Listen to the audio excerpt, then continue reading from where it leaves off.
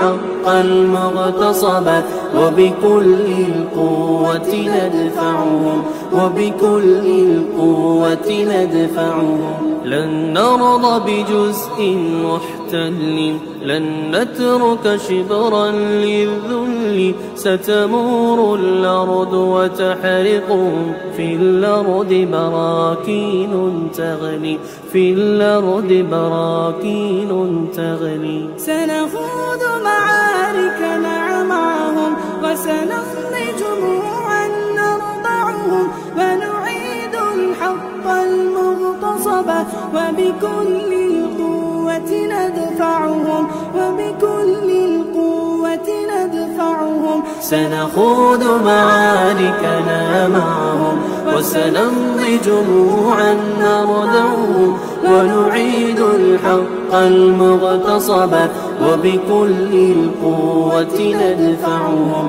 وبكل القوة ندفعهم. سنخوض معاركنا معهم وسنمضي جموعا نردعهم، ونعيد الحق المغتصب وبكل القوة ندفعهم وبكل القوة ندفعهم.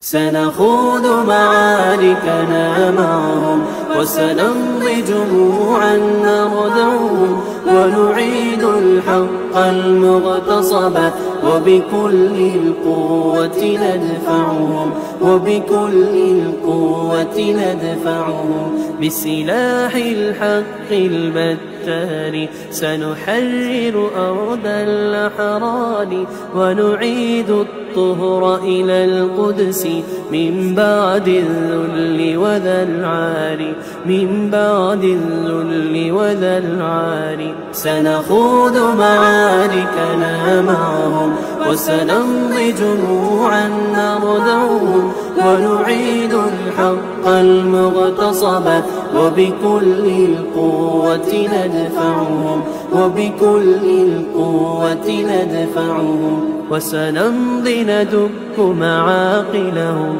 بدبيل دام يقلقهم، وسنمحو العار بأيدينا وبكل القوة نردعهم وبكل القوة نردعهم. سنخوض معاركنا معهم وسنمضي جموعا نردعهم، ونعيد الحق المغتصب وبكل القوة ندفعهم وبكل القوة ندفعهم. لن نرضى بجزء محتل، لن نترك شبرا للذل، ستمور الأرض وتحرقهم، في الأرض براكين تغلي، في الأرض براكين تغلي. سنخوض معاركنا معهم وسنمضي جموعا نرضعهم،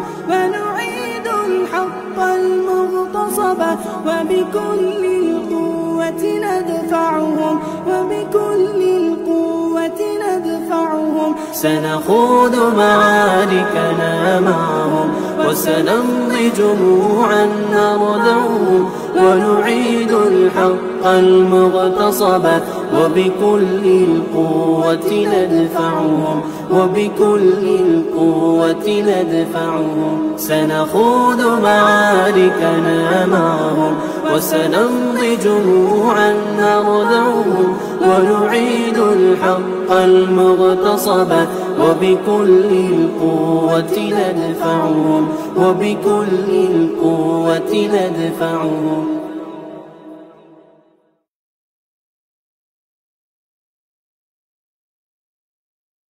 سنخوض معاركنا معهم وسنمضي جموعا نردعهم، ونعيد الحق المغتصب وبكل القوة ندفعهم وبكل القوة ندفعهم بسلاح الحق البتار سنحرر أرض الأحرار ونعيد الطهر إلى القدس من بعد الذل وذا العار من بعد الذل وذا العار سنخوض معاركنا معهم وسنمضي جموعا نردعهم ونعيد الحق المغتصب وبكل القوة ندفعهم وبكل القوة ندفعهم وسنمضي ندك معاقلهم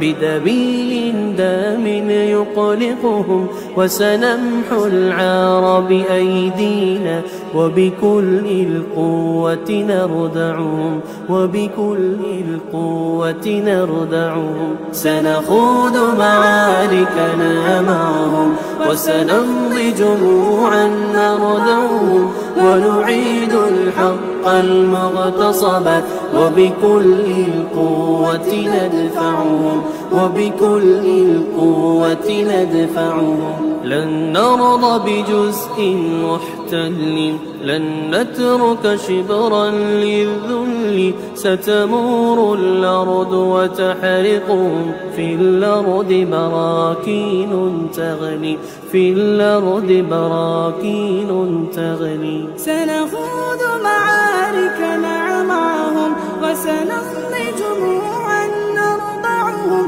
ونعيد الحق المغتصب وبكل القوة ندفعهم وبكل القوة ندفعهم سنخوض معاركنا معهم وسنمضي جموعا نردعهم ونعيد الحق المغتصب وبكل القوة ندفعهم وبكل القوة ندفعهم سنخوض معاركنا معهم وسنمضي جموعا نردعهم ونعيد الحق المغتصب وبكل القوة ندفعهم وبكل القوة ندفعهم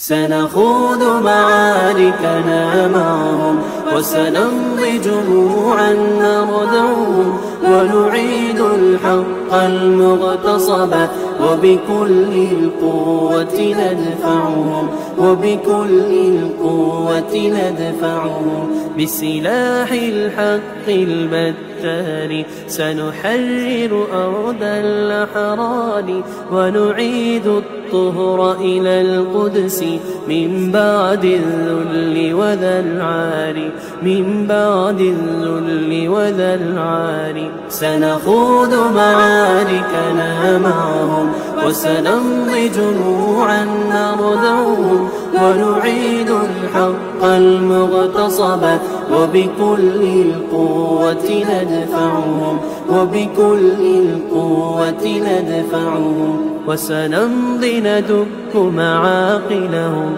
بدبيل دام يقلقهم وسنمحو العار بأيدينا وبكل القوة نردعهم وبكل القوة نردعهم سنخوض معاركنا معهم وسنمضي جموعا نردعهم ونعيد الحق المغتصب وبكل القوة ندفعهم وبكل القوة ندفعهم لن نرضى بجزء محتل لن نترك شبرا للذل ستمور الأرض وتحرقهم في الأرض براكين تغلي في الأرض براكين تغلي سنخوض معاركنا معهم وسنمضي جموعا نرضعهم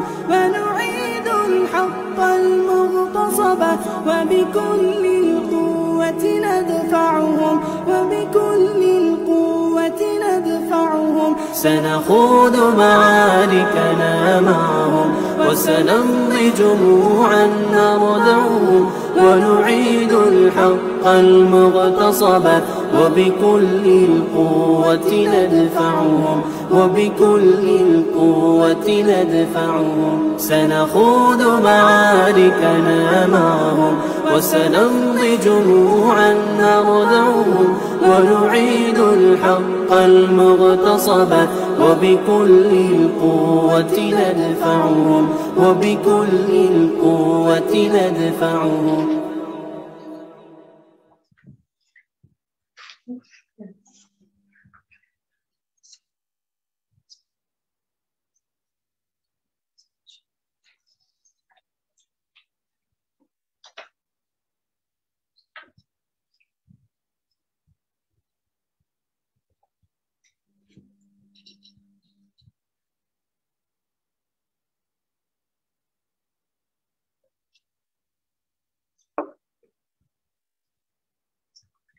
Itulah. Siapa mula dulu ni?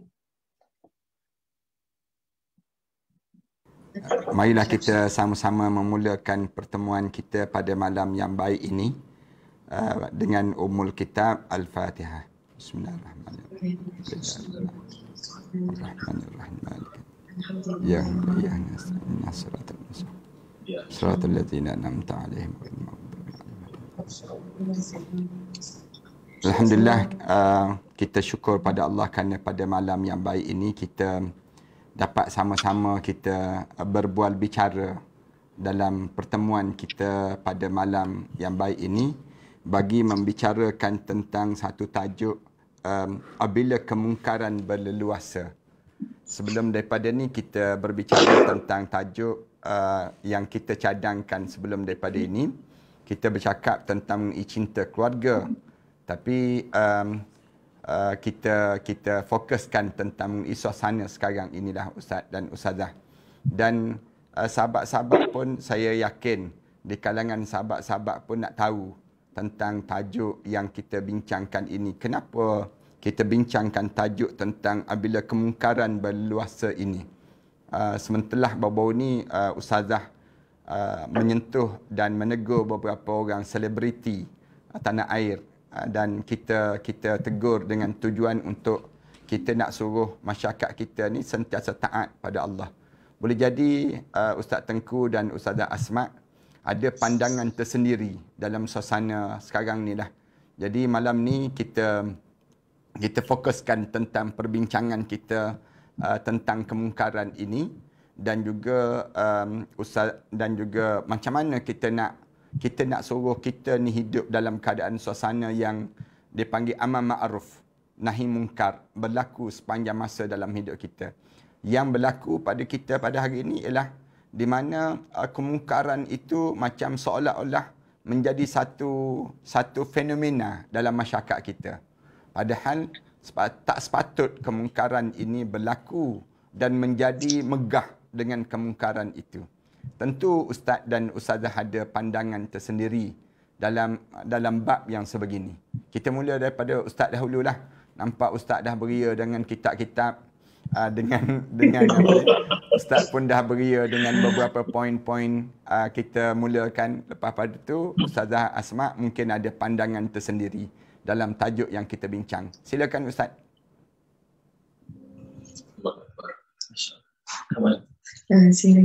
Subhanallah. Okay. Bismillahirrahmanirrahim.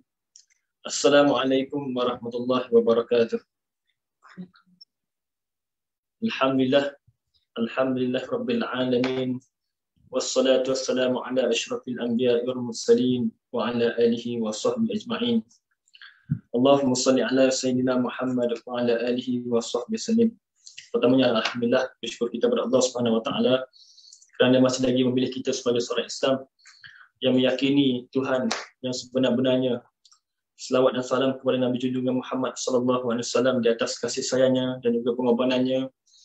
Dan alhamdulillah pada malam ini kita bersama dengan Tuan Guru Ustaz Ahmad Dasuki. Segan berdebar bergegar ni kaki ni Ustaz bercakap ni. Berdepan dengan Budak perangai orang alim untuk guru ni. InsyaAllah tak. Sebagai mukadimahnya, bila mana kita bercakap tentang kemukaran yang berluasa ini, inilah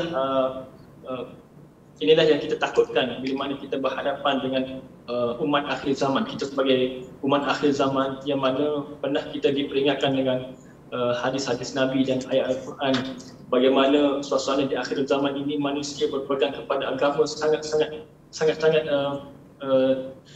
tidak ada sangat-sangat nipis, sangat rapuh.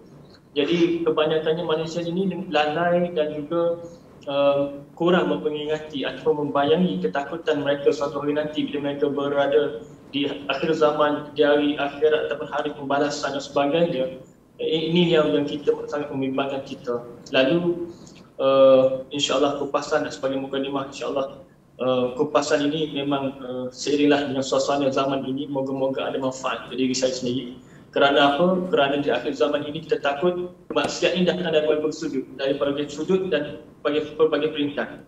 Sebagai suami, sebagai anak, sebagai pemimpin, sebagai masyarakat sendiri yang terkadang terlalai dengan keseronokan dunia ini. Bila akhir-akhir ini kita sering kali lalai dengan apa yang kita miliki dan kita rasa kurang memikirkan, kurang bersedia dengan persediaan kita untuk menghadapi hari kebangkitan, hari akhirat kelak. Lalu kita menangis-nangis, meronta-ronta dalam kubur, insyaAllah merau-rau kepada Allah, merayu-rayu kepada Allah untuk kembali. La'alli a'mal salihan. Untuk apa? Untuk beramal soleh. Suatu hari nanti, sebab apa dah ketika kita melihat azab tu kita dah rasa menyesal sangat nak kembali untuk memperbaiki amalan kita di akhir ketika kita hidup dulu. Allahu a'lam sebagai mukadimah Ustaz, insya-Allah. Ya, Ustazah. Kalau Ustazah ada pandangan terhadap tajuk kita. Ya.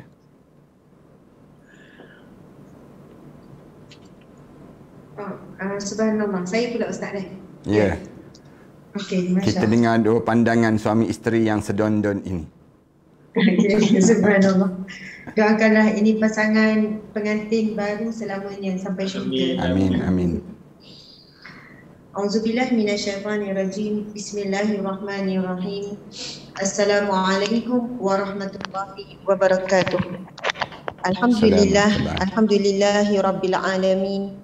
Hamdan lillah, salatan wa salaman ala rasulillah, sayyidina wa maulana wa habibina wa syafi'ina Muhammad ibni Abdillah wa ala alihi wa ashabihi awliyaillah. Radina billahi rabba wa bil islami dina wa bi Muhammadin nabiyyan wa rasuna. Radina billahi rabba wa bil islami dina wa bi Muhammadin nabiyyan wa rasuna. Radina billahi rabba wa bil islami dina wa bi Muhammadin nabiyyan wa rasula. Ya Allah, kami redha bahawasanya Allah sebagai Tuhan kami, pentadbir kami, penetap segala hukum hakam, penetap segala peraturan kami. Kami redha di atas segala-galanya ya Allah. Dan kami redha ya Allah bahawasanya Islam itu adalah sebagai cara hidup, sebagai agama kami ya Allah. Wabil islami dina, dan Islam itu agama, cara hidup, cara makan, cara berpakaian, cara berhibur, cara kami bermuamalah, berumah tangga dan semuanya ya Allah. Dan kami redha bahawasanya Nabi Muhammad sallallahu alaihi wasallam itu adalah utusan-Mu ya Allah. Adalah nabi kami ya Allah. Maka dengan itu ya Allah kami redha dengan apa jua perintah dan larangan yang dibawa oleh Nabi sallallahu alaihi wasallam, kerana Rasulullah adalah perantaraan. Hakikatnya amaran dan juga peringatan, larangan, perintah itu datangnya daripada Allah Subhanahu Wa Taala. Allahu Akbar, masya-Allah. Terlebih dahulu saya dengan rendah hati dan rasa sangat malu dan segan kepada Al-Fadil. Kami menganggap sebagai tuan guru kami, subhanallah, Al-Fadil Ustaz Ahmad Dusuki Abdurrani, sebagai individu yang banyak juga membentuk cara kami berfikir, cara kami menyusun gerak kerja, kan, ceramah-ceramah Ustaz yang kami daripada mungkin Ustaz dah berdakwah sekian lama, wallahualam dah 20 tahun ke Ustaz berdakwah. Tapi puji sikit-sikit ya Ustazah, jangan puji banyak-banyak sangat, nanti saya terlambung nanti. Sekali lagi Ustaz, dah berapa tahun dah Ustaz berkecimpung dalam dunia dakwah ni Ustaz? Saya ni lebih kurang 20 tahun dah setakat ni. Alhamdulillah. Subhanallah. Itulah maksudnya kami mula dah mengenali daripada awal-awal perkahwinan dulu kan, kita umur 16 tu. Tak, kita nikah dah 16 tahun. Maksudnya masuk 16 tahun, maksudnya Masya-Allah antara camah-camah yang menjadi hidangan rohani kami, terutamanya apabila ustaz mula dengan aiking dan sebagainya, memberikan hidangan tentang alam ghaib. Itu kan rukun iman, beriman kepada alam ghaib, subhanallah, berkenaan dengan alam barzah dan sebagainya, subhanallah. Ia satu cetusan dan fenomena ketika itu masing-masing mula mendapat hidangan yang sepatutnya kita dah buat, kita dah makan. Maksudnya hidangan tu kita kena menikmati ataupun mendalaminya sebelum kita masuk alam kubur. Jadi masya-Allah, Allahu Akbar. Itulah di antara pesan Rasulullah dan apa yang Rasulullah sebutkan, orang yang paling bijak, orang yang membuat persiapan untuk mati. Jadi bila ada kan ulama, orang alim yang menceritakan tentang bab kematian, tentang alam barzah, ia telah memberikan impak yang besar sebenarnya kepada ummah. Alhamdulillah, subhanallah. Jadi muslimin muslimat dimati Allah sekalian, terharu dan segan apabila Tok Guru yang menjemput kita. Sebenarnya kami ni kan nak jemput sangat penceramah, pendakwah seperti Ustaz, tapi segan. Jadi bila Tok Guru jemput tu kan, kita pun subhanallah, alhamdulillah. Dan panjang mukadimah Ustazah tu kan, Ustaz Anggu bila Ustazah nak jawab soalan. Masya Allah, saya nak mulakan dengan satu hadis Nabi SAW, tapi ini adalah berkenaan dengan diceritakan oleh Sayyidina Umar radhiyallahu anhu daripada, okey saya bacakan ya. Tak pasang ni. Bismillahirrahmanirrahim. An Umar bin Khattab anna rajulan ala ahdi Nabi sallallahu alaihi wasallam kana ismuhu Abdullah wa kana yulaqabu himara wa kana yudhiku Rasulullah sallallahu alaihi wasallam wa kana an-nabiyyu sallallahu alaihi wasallam qad jaladahu fi syarab fa utiya bihi yawman fa amara bihi fajulida faqala rajulun minal qaumi Allahumma al'anhu ma akthara ma yu'ta bih faqala an-nabi sallallahu alaihi wasallam la tal'anuhu fa wallahi ma 'alimtu innahu yuhibbullahu wa rasulahu. Sadaqa Rasulullah sallallahu alaihi wasallam. Dan ini adalah hadis riwayat Bukhari, hadis yang sahih 6780. Sahabat dimati Allah sekalian, daripada hadis ini saya bacakan terjemahan daripada Umar bin Khattab. Ada seorang lelaki di masa Nabi SAW, namanya Abdullah. Dia suka membuat Rasulullah tertawa. Dia selalu buat Rasulullah tertawa sampai Rasulullah ada berikan dia satu gelaran. Kerana dia suka buat kelakar lah kan, buat lawak macam tu. Dan Nabi SAW pernah menjatuhkan hukuman sebat kepadanya kerana mabuk. Rasulullah pernah menjatuhkan hukuman sebat kerana dia ada satu akhlak yang buruk, iaitu mabuk, minum arak. Suatu hari dia ditangkap lagi. Dah disebat dah di khalayak ramai, ditangkap lagi. Dan Nabi memerintahkan agar dia disebat lagi. Lantas salah seorang sahabat berkata, "Ya Allah, laknatilah dia. Sudah banyak kali dia dihukum begini." Maka Nabi SAW bersabda, "Janganlah kalian melaknat dia. Demi Allah, setahuku dia mencintai Allah dan Rasulnya." Subhanallah. Sahabat, para pendengar yang dirahmati Allah sekalian, daripada hadis ini yang kita boleh belajar ialah kita dilarang untuk menghina, mencaci maki, melaknat pelaku maksiat. Sebagaimana yang Rasulullah larang dalam hadis ini, kan, larangan dan menegur, janganlah kamu melaknat. Sebab sahabat ni bila tengok dia ulang-ulang dia buat benda yang sama ni, sahabat kata semoga ya Allah laknatilah dia. Lalu Nabi sebut sudah banyak kali, Nabi kata jangan kalian melaknat dia. Demi Allah, setahuku dia mencintai Allah dan Rasulnya. Subhanallah. Jadi dalam proses kita melakukan gerakan amar ma'ruf dan juga nahi mungkar, kita mengharapkan supaya, contohnya apabila saya membuat teguran terbuka, tempoh hari dan juga hari ini pun ada lagi buat teguran terbuka, Masya Allah, yang kita tegur dan yang kita highlight adalah kemungkaran yang dilakukan. Bila kita highlightkan kemungkaran, maka ia menuju kepada semua yang melakukan kemungkaran. Jadi kita bukan hina pelaku, kita bukan memburuk-burukkan ataupun kita mengaibkan ataupun kita mengutuk dan sebagainya. Jadi yang kita highlight adalah kemungkaran yang dilakukan. Walaupun ia mungkin dari satu sudut, orang katalah kepada saya kan, Ustazah dah buka aib dan sebagainya. Ustazah jaga tepi kain orang. Ustazah sibuk hal orang. Kenapa tak sibuk hal diri sendiri je? Kan, kubur masing-masing. Macam-macam lah kan netizen yang mengucapkan. Jadi dalam perkara tersebut, Masya Allah, kita tidak membuka aib yang ditutup, tetapi aib itu telah pun dibuka secara terangan dan aib itu telah ditunjukkan dan dipromosikan, bahkan dibanggakan. Maka selain daripada kaedah, saya bukan tak PM, saya juga melakukan secara sembunyi. Kan, walaupun dilihat ada beberapa perkara saya buat secara terbuka, tuan-puan sekalian, di sana ada juga ikhtiar saya mendekati artis-artis ini secara PM, secara tertutup. Kan, PM dulu, DM dulu dan sebagainya. Walaupun bukan semualah saya buat begitu. Tetapi apabila kita melihat kuasa viral dalam mencegah kemungkaran ini, nampak gayanya lebih memberi impact ataupun kesan, bukan niat untuk populariti ataupun niat apa-apa, tetapi kita berniat supaya akhirnya kalaupun mereka tidak berhenti melakukan kemungkaran itu, tapi pihak-pihak yang lain mula beringat supaya rasa kan kena macam orang tu, kan nanti kena sound lagi, kan nanti netizen marah.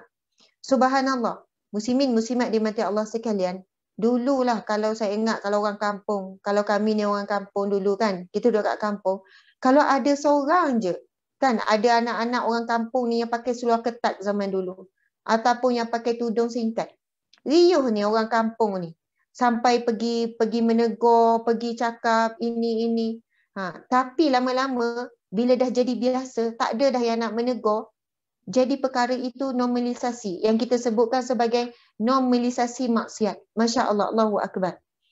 Jadi apabila dah berlaku situasi sekarang yang disebutkan oleh Ustaz tadi, dilakukan secara terbuka, terangan, dibanggakan, bukan jadi malu. Maksudnya orang dulu buat maksiat, buat benda-benda tak elok ni, orang sorok-sorok lah, orang sembunyi, orang malu lah. Kalau pakai yang ketat-ketat, pakai singkat-singkat sendat tu kan, dia mungkin pakai di bandar, dekat kampung tak pakai, lepas tu pergi tukar baju. Maksudnya buat dalam keadaan sembunyi.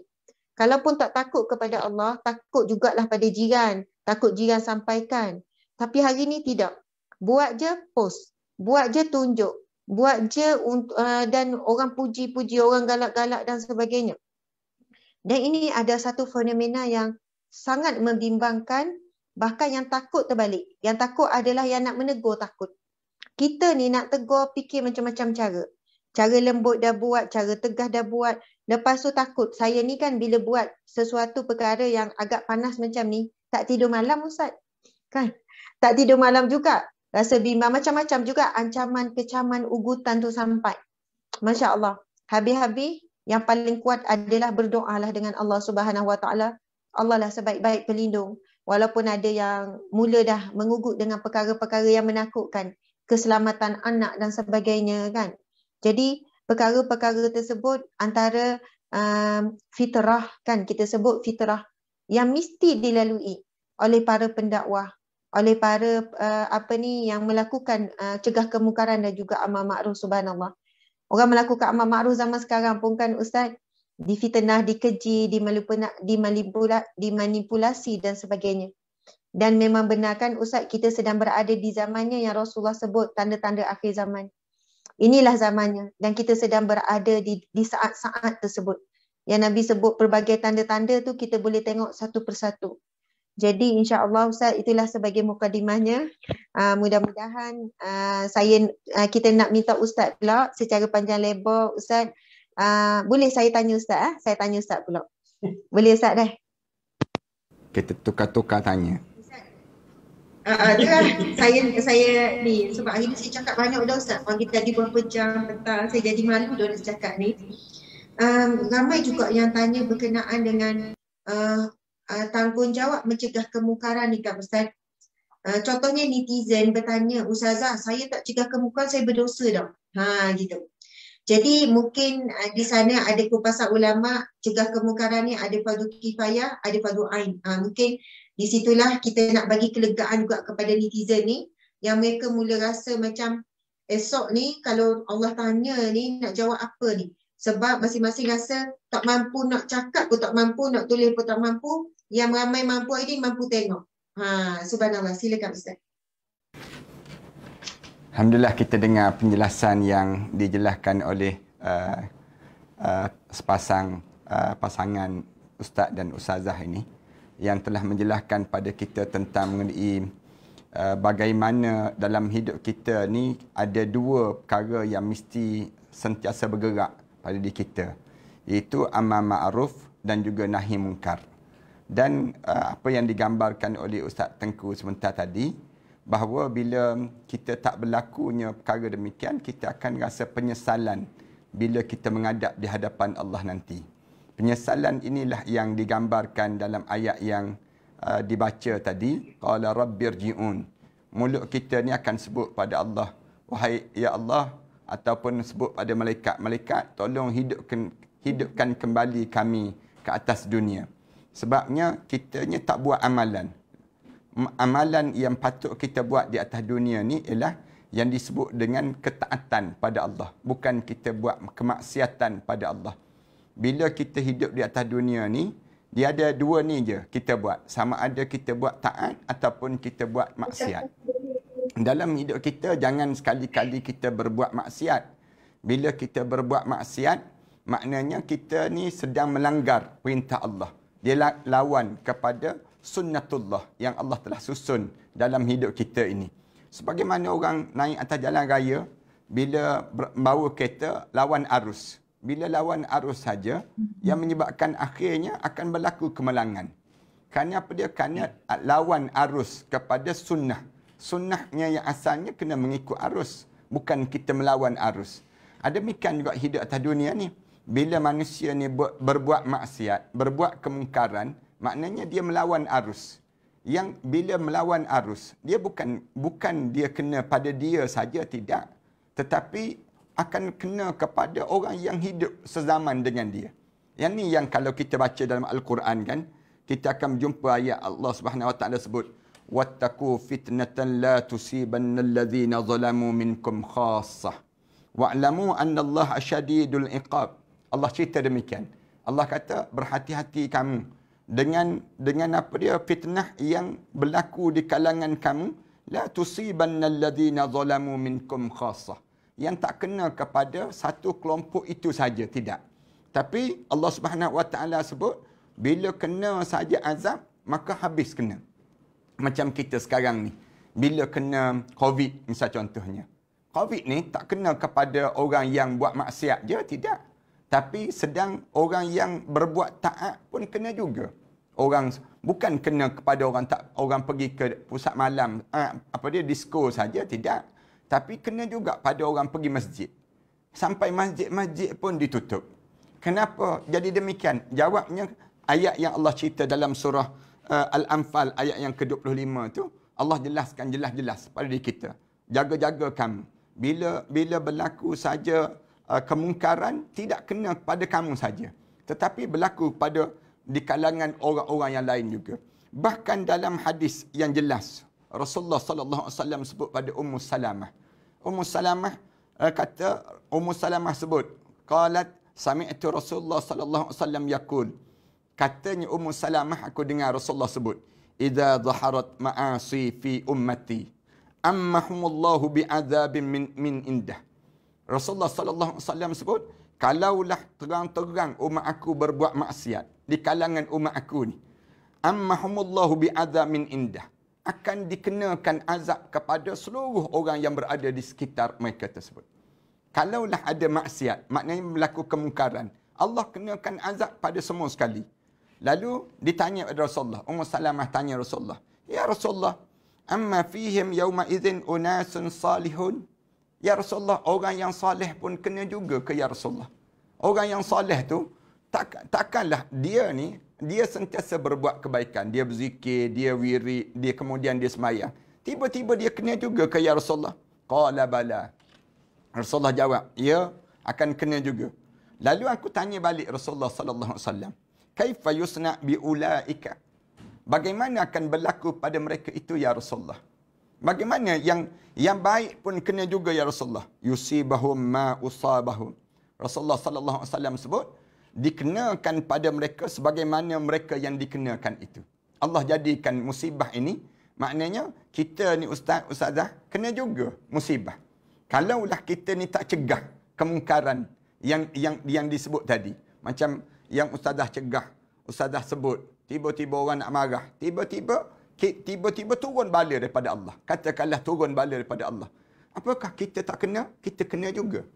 Kena juga bala tersebut. Rasulullah kata, lalu summa yusiru ila maghfirah min Allahi wa ridwan. Lalu Allah Subhanahu wa taala jadikan orang yang soleh ini sampai di akhirat dia diampunkan di sisi Allah, tapi mereka mati di atas musibah yang kena di waktu mana kamu hidup di atas dunia dahulu. Kalau kita baca dalam hadis Rasulullah yang lain pun sama juga. Rasulullah sallallahu alaihi wasallam dia sebut kita atas dunia ni macam di atas satu kapal yang besar. Rasulullah cerita pada kita macam tu kan. Kita ni semua di atas kapal yang besar.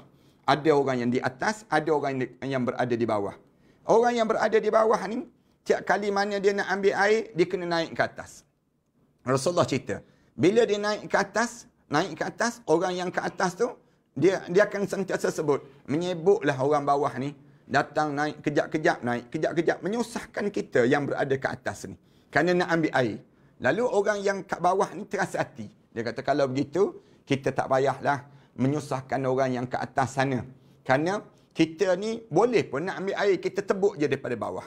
Rasulullah sebut demikian. Kita tebuk je daripada bawah ini, kemudian air ni akan keluar daripada bawah ini. Katanya orang yang kat bawah tersebut. Rasulullah kata, kalaulah orang yang ke atas tak halang orang yang di bawah untuk menebuk itu, nescaya, katanya Rasulullah, mereka akan ditenggelamkan keseluruhan kapal itu sendiri. Demikianlah kita. Maknanya dalam hidup kita ni, kita kena ingat di mana dalam hidup kita sebagai seorang mukmin ini, kita kena ada dua-dua. Amar ma'ruf, nahi munkar. Berdasar pada ayat Al-Quranul Karim, yang Allah Subhanahu Wa Taala sebut, wal takum minkum ummah. Hendaklah ada di kalangan kamu satu ummah. Yang kerja dia apa dia? Ya'muruna bil ma'ruf. Menyuruh manusia melakukan kebaikan. Wa yanhauna 'anil yad'una ilal khair. Mengajak manusia melakukan kebaikan. Kemudian wa ya'muruna bil ma'ruf. Ada dua ayat kalimah yang Allah guna. Yad'una ilal khair. Kemudian yang kedua, wa ya'muruna bil ma'ruf. Padahal benda yang dua-dua tu sama aja. Kalau kita baca ayat tu, kita akan dengar yad'una ilal khair, mengajak orang melakukan kebaikan. Kemudian wa ya'muruna bil ma'ruf, menyuruh orang melakukan benda yang ma'ruf. Ayat tu kalau kita dengar betul-betul sama aja, tapi rupa-rupanya tak. Manusia ni dalam melakukan perkara yang kebaikan ini ada dua kelompok. Satu kelompok yang perlu dipujuk, yang kita pujuk. Yang perlu kita sebut je, ringkas-ringkas je, diterima terus. Ni manusia yang senang, yad'una ilal khair. Ada satu lagi, wa yanhauna 'anil wa ya'muruna bil ma'ruf. Kena keluar arahan untuk dia buat benda yang baik. Ini anda ingat lagi yang disyarahkan oleh guru anda waktu mana belajar kat Mesir dahulu. Dia kata, manusia ni dalam menyuruh benda yang baik ni, perangai dia ada dua. Satu yang mudah masuk, satu lagi kena pelepeng dulu, baru dia masuk. Itu cara demikian. Selagi mana kita tak peng dia tu, dia tak sedar. Dia masih lagi hanyut je dalam hidup. Itu. Yang ketiga, baru Allah Subhanahu Wa Taala sebut, wa yanhauna 'anil munkar. Cegahlah kamu daripada perkara yang mungkar. Lalu Allah gambarkan orang yang ada tiga sifat ini dalam hidup dia. Sama ada yad'una ilal khair, wa ya'muruna bil ma'ruf, wa yanhauna 'anil munkar. Lalu Allah kata, wa ulaika humul muflihun. Orang ni orang paling berjaya. Orang paling berjaya ni ustazah, bukan orang yang rumah besar. Kita kena faham. Bukan orang yang kereta mewah. Orang yang berjaya ni bukan orang yang hidup dia dalam keadaan yang dia memiliki handbag yang mahal. Dia memiliki yang disebut dengan perhiasan-perhiasan dalam hidup dia. Tak.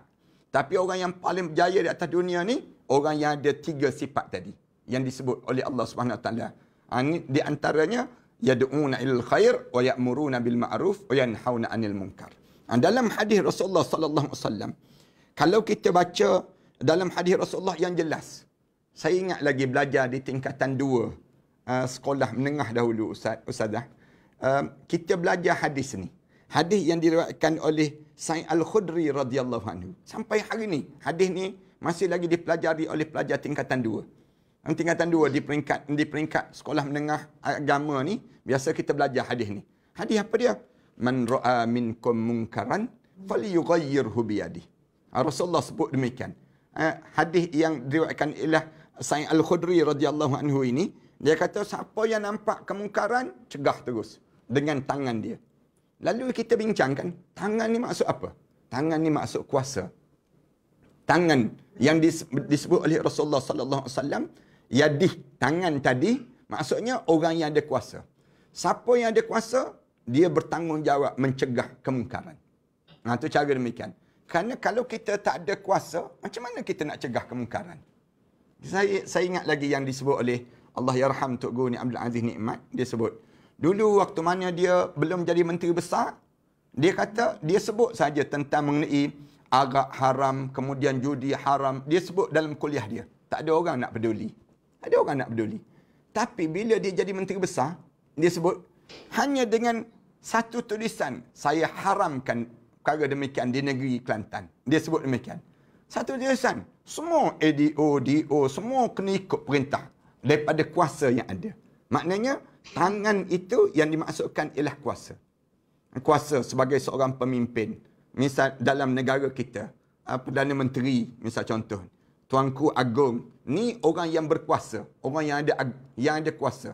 Siapa lagi turun pada orang yang membentuk kuasa? Sebab tu, kalau ada orang kata, kenapa kita sibuk nak berebut kuasa? Kita jawab, kerana kita nak melaksanakan perintah Allah. Kalau kita tak ada kuasa, kita tak boleh laksana perintah Allah. Itu cara demikian. Orang kata, tu gila kuasa lah tu. Gila kuasa, nak pada jawatan. Bukan, ustazah, bukan. Tapi kita kata, kita nak biar ada kuasa, boleh laksanakan perintah Allah. Siapa yang ada kuasa, dia laksana. Kalau dia tak boleh laksana, maka kena cari orang lain yang nak melaksana. Itu cara demikian dalam hidup kita. Kemudian Rasulullah sebut, kalau kamu tak mampu cegah dengan kuasa kamu, barulah datang yang kedua. Man ra'a minkum munkaran falyughayyirhu biyadihi fa in lam tastati' fa bilisani, dengan lidah kamu. Yang kuasa tadi termasuk ayah, dia ada kuasa terhadap anak. Seorang suami ada kuasa terhadap isteri. Ni tanggungjawab yang mesti ada. Kalau tak mampu, mulut tu biar bobel, senang ceritanya. Bahasa kita, mulut tu biar bercakap, biar sebut. Selagi mana mulut kita ni ada, suara kita ni keluar, selagi itulah kita kerja kita sebut. Tak baik buat macam ni. Kita buat. Kita sebagai seorang ibu kan, ramai di kalangan netizen dia kata, kuat sangatlah ibu saya ni beletih Ustaz. Ya, kita dengar beletih. Kan kadang-kadang nak marah dan sebagainya. Tapi suatu ketika kita rindu dengan letiran itu dalam hidup kita. Nak sebutnya, walaupun kenapa? Kerana ibu kita sedang membetulkan jalan hidup kita. Waktu mana kita kecil-kecil dahulu, kena beletih ni. Saya ingatlah, saya kecil-kecil dahulu. Allahu Akbar. Ibu saya beletih ni pasal bangun tahajud malam, bangun sembahyang subuh, bangun sekarang baca Quran. Beletih je. Kita waktu tu kalau boleh nak lari sejauh mungkin. Tak nak dengar suara letiran itu. Kan waktu tersebut. Tapi sekarang kita rasa kerinduan. Tak ada lagi suara-suara letiran itu. Saat yang kita dah jadi setua ini dalam hidup kita ni, kita jadi rasa kenapalah kita tidak diletiri lagi. Dan kita rasa bila kita diletiri itu, diingatkan pada kita daripada mulut tadi, membetulkan jalan hidup kita. Sama juga dengan mana-mana majikan, mana-mana ketua, mana-mana pemimpin, dia kena sentiasa beletih pada rakyat dia. Satu, jangan marah. Kalau ada orang buat perutusan khas, kita dengar kan, kadang-kadang sekarang ni, ada dah orang mula sebut, kejap-kejap ada perutusan khas. Kejap-kejap ada nasihat itu, ada pengumuman khas dan sebagainya. Ada orang kata, asyik pengumuman khas je. Misal contoh. Itu dia peringkat pemimpin. Cara dia nak betulkan ialah dengan mulut dia. Lalu Rasulullah guna kalimah yang ketiga. Fa'illam tastati'. Kalau kamu tak mampu juga. Tangan kamu tak ada. Mulut kamu pun dah tak bersuara sekarang. Saat itu, mesti jasad kamu dah lesu. Rasulullah kata, sebenarnya bukan lesu jasad je. Itu tanda lesunya iman kamu. Itu dengan hati kamu. Wa dzalika adhaful iman. Rasulullah guna demikian. Maknanya dalam bab mungkar ni, Tegur dalam hidup kita. Kita jangan berhenti daripada menegur. Banyak kalau kita baca dalam hadis-hadis Rasulullah sallallahu alaihi wasallam daripada Jarir radhiyallahu anhu. Saya buat contoh lagi. Rasulullah pernah bersabda, tidak ada seorang lelaki pun yang mengerjakan maksiat dalam satu kaum dia dan dia berupaya untuk mengubah maksiat yang dilakukan. Namun kaum tersebut tak mengubah maksiat melainkan Allah menimpakan azab ke atas mereka sebelum mereka mati. Siapa-siapa yang dia tengok kemungkaran, tiba-tiba dia biarkan kemungkaran tadi. Dia biar aja kemungkaran. Dia ada kemampuan untuk cegah. Allah tak akan biarkan dia mati sehingga Allah azabkan dia dahulu. Allahu Akbar. Kena azab. Allahu Akbar. Kalau kita tahu, tiba-tiba kita biar aja pada diri kita. Confirm kita kena azab sebelum kita mati. Akan ada Allahu azab Akbar. yang kena. Dan saya nampak kes yang berlaku dalam masyarakat kita hari ini, saya cerita terus terang kita sebut ialah kemaksiatan yang sedang berlaku dalam masyarakat negara kita. Orang kita ni, dia nampak ni datang dah vaksin. Konon-konon boleh selamat lah ni. InsyaAllah, mudah-mudahan. Kita harap demikian. Sebelum daripada ni, kita ni berterang-terangan buat maksiat. Orang kita tak malu-malu minum arak. Orang kita tak malu-malu berjoget, menari. Kan Ustazah sebut tadi, dulu-dulu orang kita ni malu nak buat maksiat. Segan nak buat maksiat. Dan maksiat tu, kalau mereka buat juga mereka sembunyi. Tapi zaman kita tak. Zaman kita ni, orang kita ni, dia buat maksiat terang-terangan. Sehingga kan menyebabkan di waktu ini, orang kita tak rasa takut, tak rasa bimbang dengan maksiat yang dilaku. Akhirnya, Allah turunkan azab. Azab kena pada kita, kuman yang paling halus, yang tak nampak pada pandangan mata. Kuman ini menjadi satu ketakutan di kalangan umat manusia. Dan saya biasa sebut juga Ustazah, bila dalam kes macam ni, orang kita lari daripada kematian. Tak pernah pun kita terfikir, kita tak boleh nak bersalam di antara sama-sama jantina kita. Tapi sekarang kita letak tangan kat dada saja. Zaman kita ni kan. Kenapa macam ni? Kerana kita sedang diazab oleh Allah. Tak pernah terbayang Ustaz, kita tak boleh pergi sembahyang di masjid. Kena ada limit berapa jumlah. Sekarang kita kena. Kenapa kita kena ni? Kerana kita sedang diazab oleh Allah. Kalau orang kita tak perasan lagi yang kita sedang diazab oleh Allah, tak pernah terbayang kita kena pakai penutup muka, face mask pada diri kita. Kalau tidak kerana ni azab Allah. Betul dalam hadis Rasulullah sebut. Rasulullah kata apa dia? Allah tak akan biarkan kamu mati sehingga kamu diazab oleh Allah. Kita sedang diazab oleh Allah. Tak ada lagi perasaan adik-beradik. Cuba Ustaz tengok suasana kita adik-beradik. Bila kita rasa kita adik-beradik? Ustazah. Dulu kan waktu mana kita kecil-kecil dahulu je. Sekarang bila kita dah berumah tangga, kita sibuk dengan keluarga kita. Adik-beradik kita tak peduli lagi dalam hidup kita. Kita dulu kita rasa, bila kita rasa kita ada mak dan ayah. Bila kita belum kahwin je. Bila kita dah berumah tangga, Ustazah, kita sibuk dengan keluarga kita. Kita tak sibuk lagi dengan mak ayah kita. Hilang mak ayah dalam hidup kita. Mak ayah kita biarkan dia duduk berseorangan di kampung, menunggu kepulangan kita untuk kita berhari raya. Itu je kita anggap demikian, mak dan ayah kita. Kenapa? Kerana kita sedang diazab oleh Allah. Saya nampak demikian. Allah sedang mengazab kita sekarang. Kenapa? Kerana kemungkaran itu berleluasa. Bila kemungkaran ini kita tak lakukan dalam keadaan yang sebenarnya, kita akan ditimpa dengan azab yang dahsyat. Saya rasa dalam bab sebegini, tentu Ustaz dan Ustazah ada pandangan tersendirilah. Terutama dalam kenapa yang Ustazah ambil tindakan seberani itu untuk menegur dipanggil. Tentu kita rasa ada sebab yang perlu kita lakukan dalam masyarakat kita hari ini.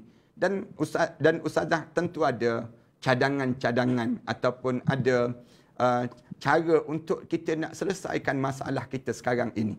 Dalam suasana kita hari inilah, terutama dalam masyarakat kita ni, sama ada dalam keluarga, sama ada dalam sosial kita, sama ada dalam negara kita. Apa pandangan Ustaz dan Ustazah dalam suasana kita hari inilah untuk kita nak mengubah keadaan kita ni, jangan kita terazab.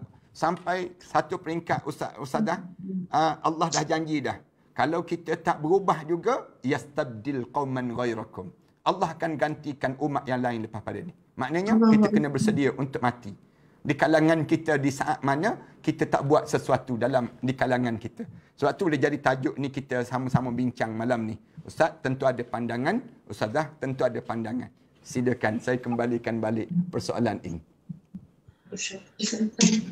Masya Allah, terpegun mendengar ulasan daripada Tuan Guru. Jadi kalau boleh dipanjangkan lagi.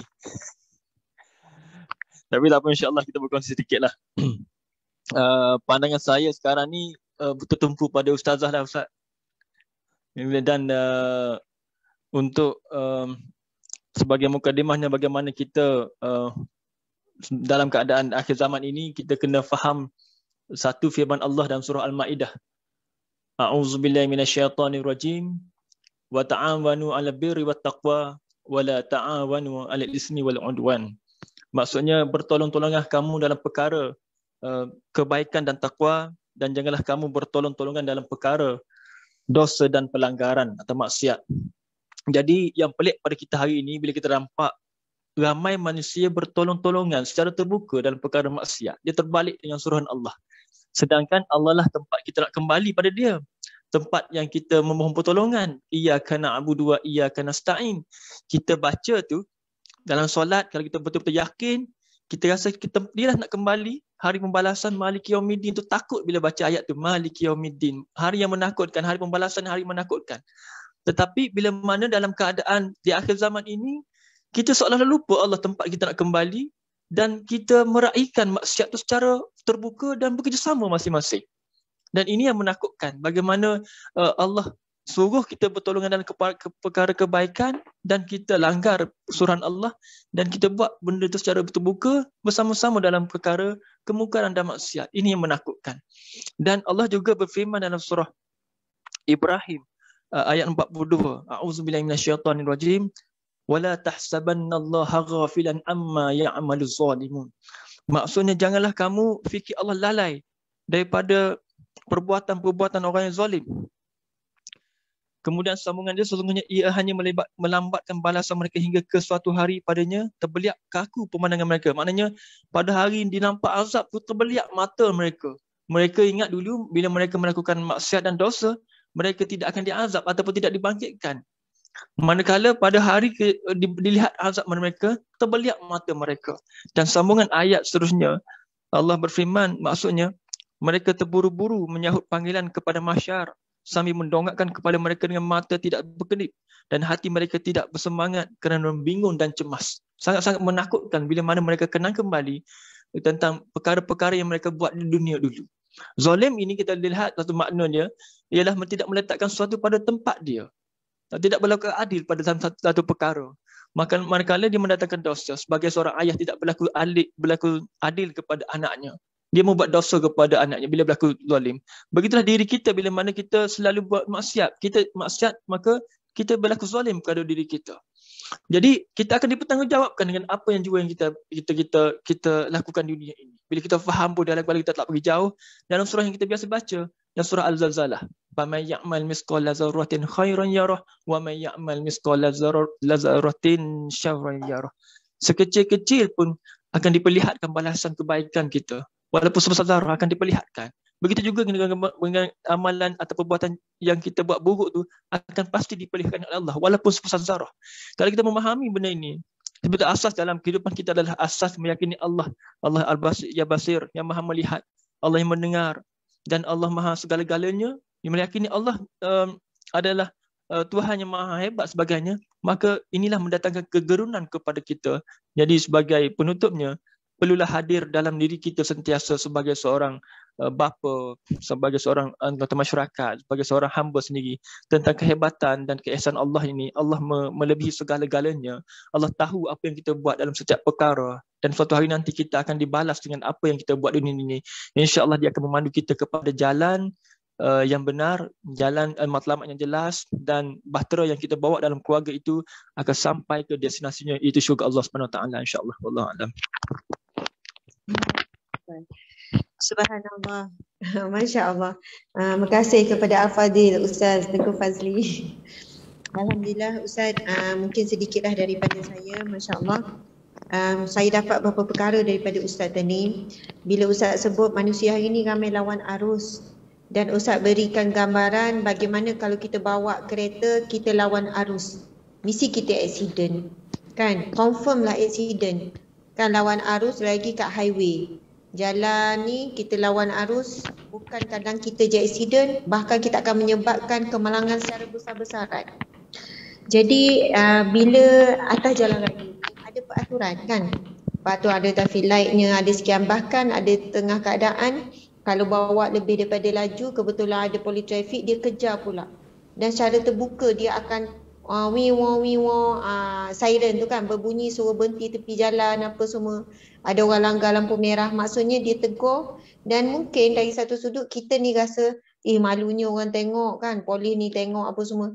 Kedua, mungkin juga kita rasa tak suka. Ramai mana yang tak suka poli trafik buat kerja, tangkap ini had laju, kan, secara sembunyi dan sebagainya. Mungkin ada yang rasa macam tak sukalah tiba-tiba dapat denda.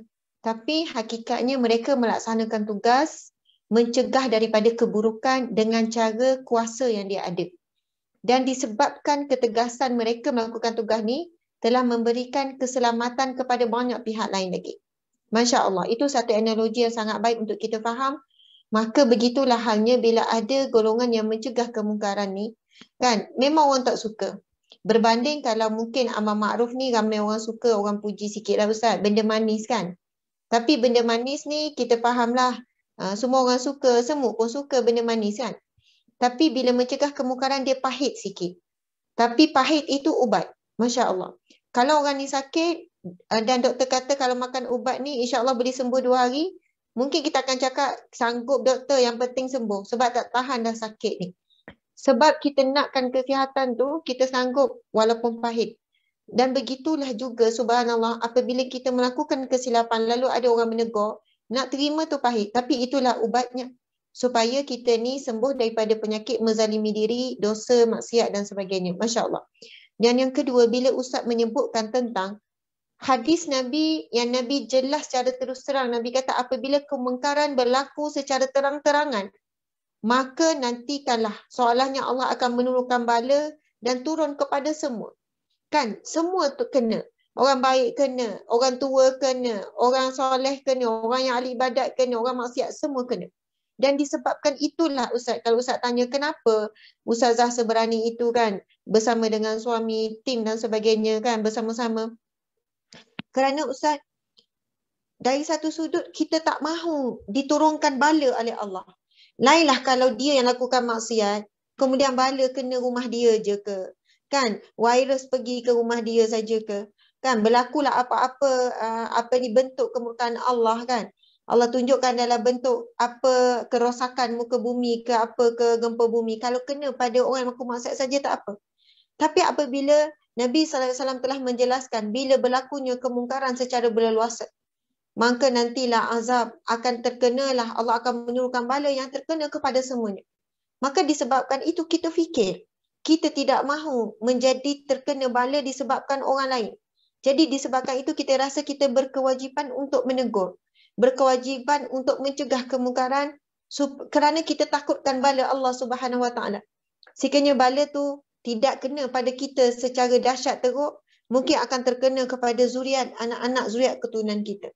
Dan apabila Ustaz menyebutkan tentang, dan ini juga hadis Nabi yang menjadi kekuatan saya, hadis yang Ustaz bacakan tadi, iaitu Bismillahirrahmanirrahim, ma min qaumin yu'malu fihim bil ma'asi summa yaqdiruna ala an yughayyiru summa la yughayyiru illa yushiku an ya'ummahum minhu bi'iqab. Yang bermaksud hadis riwayat Abu Daud, hadis sahih, yang bermaksud tidaklah kemaksiatan yang dilakukan oleh suatu kaum kemudian ada sebahagian daripada mereka mampu untuk mengubahnya, mampu nak tegur, mampu nak cegah, tetapi mereka tidak berbuat demikian, melainkan Allah Subhanahu Wa Taala akan menimpakan keseluruhan kaum tersebut dengan azab. Subhanallah Ustaz, bila saya baca hadis ni, saya merasakan bahawasanya Allah tujukan kepada saya. Saya bukan point jari kepada ni pemerintah lah, ni tak buat kerja. Ini ketua kampung ni tak tegur kampung teruk ni. Ini apa menteri ni tak buat kerja. Tak. saya melihat hadis itu ditujukan kepada diri saya, yang mana Allah dah pilih sebagai pendakwah. Allah dah susun perjalanan hidup itu, akhirnya kamu jadi pendakwah. Akhirnya kamu didengar. Ada orang nak berdakwah tapi tak ada orang nak dengar. Tetapi bila kamu didengar, kamu ada pengaruh dan kamu boleh gunakan kuasa tersebut untuk mencegah kemungkaran. Dan hadis ini Nabi sebut terus terang, ada di kalangan mereka yang mampu tetapi mereka tidak berbuat demikian, melainkan Allah akan timpakan azab. Na'udzubillahi min zalik.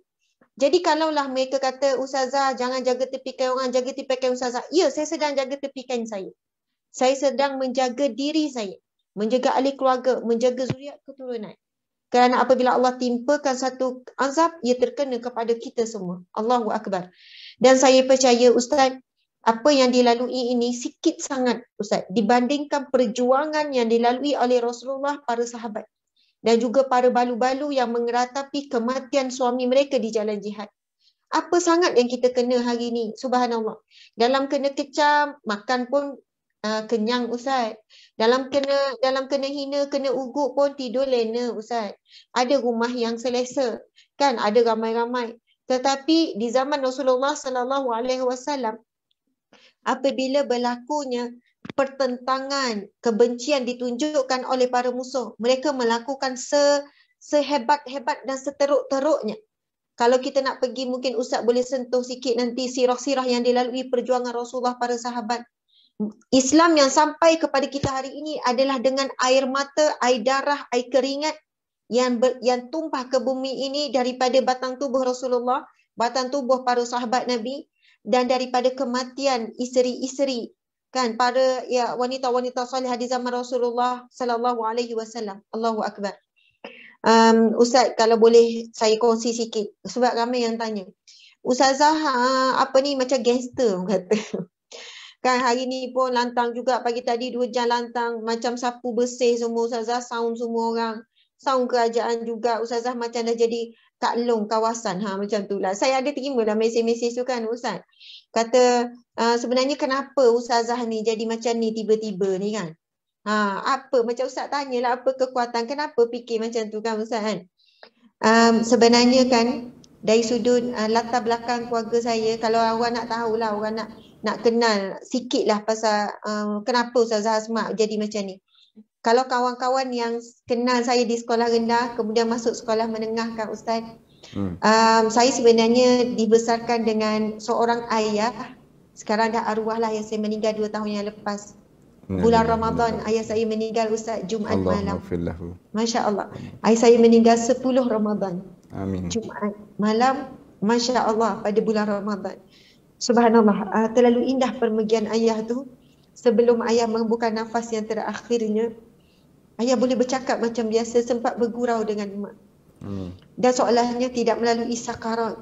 Subhanallah, ayah dan persiapan ayah menghadapi kematian tu sangat luar biasa. Sampai ayah sempat merakam beberapa pesanan, macam ayah dah tahu ayah nak pergi. Okey, saya bukan nak cerita pasal tu, cuma saya nak sebut, saya dibesarkan dengan melihat ayah saya melakukan kerja nahi mungkar. Amar makruf ya ramai. Ayah saya pun pendakwah, penceramah juga, berniaga. Tapi bayangkannya saya dibesarkan dengan suasana macam mana. Bila kami pergi pantai Ustaz, ialah ayah dengan mak suka setiap minggu mesti bawa anak pergi pantai, pergi jalan-jalan, pergi taman mainan.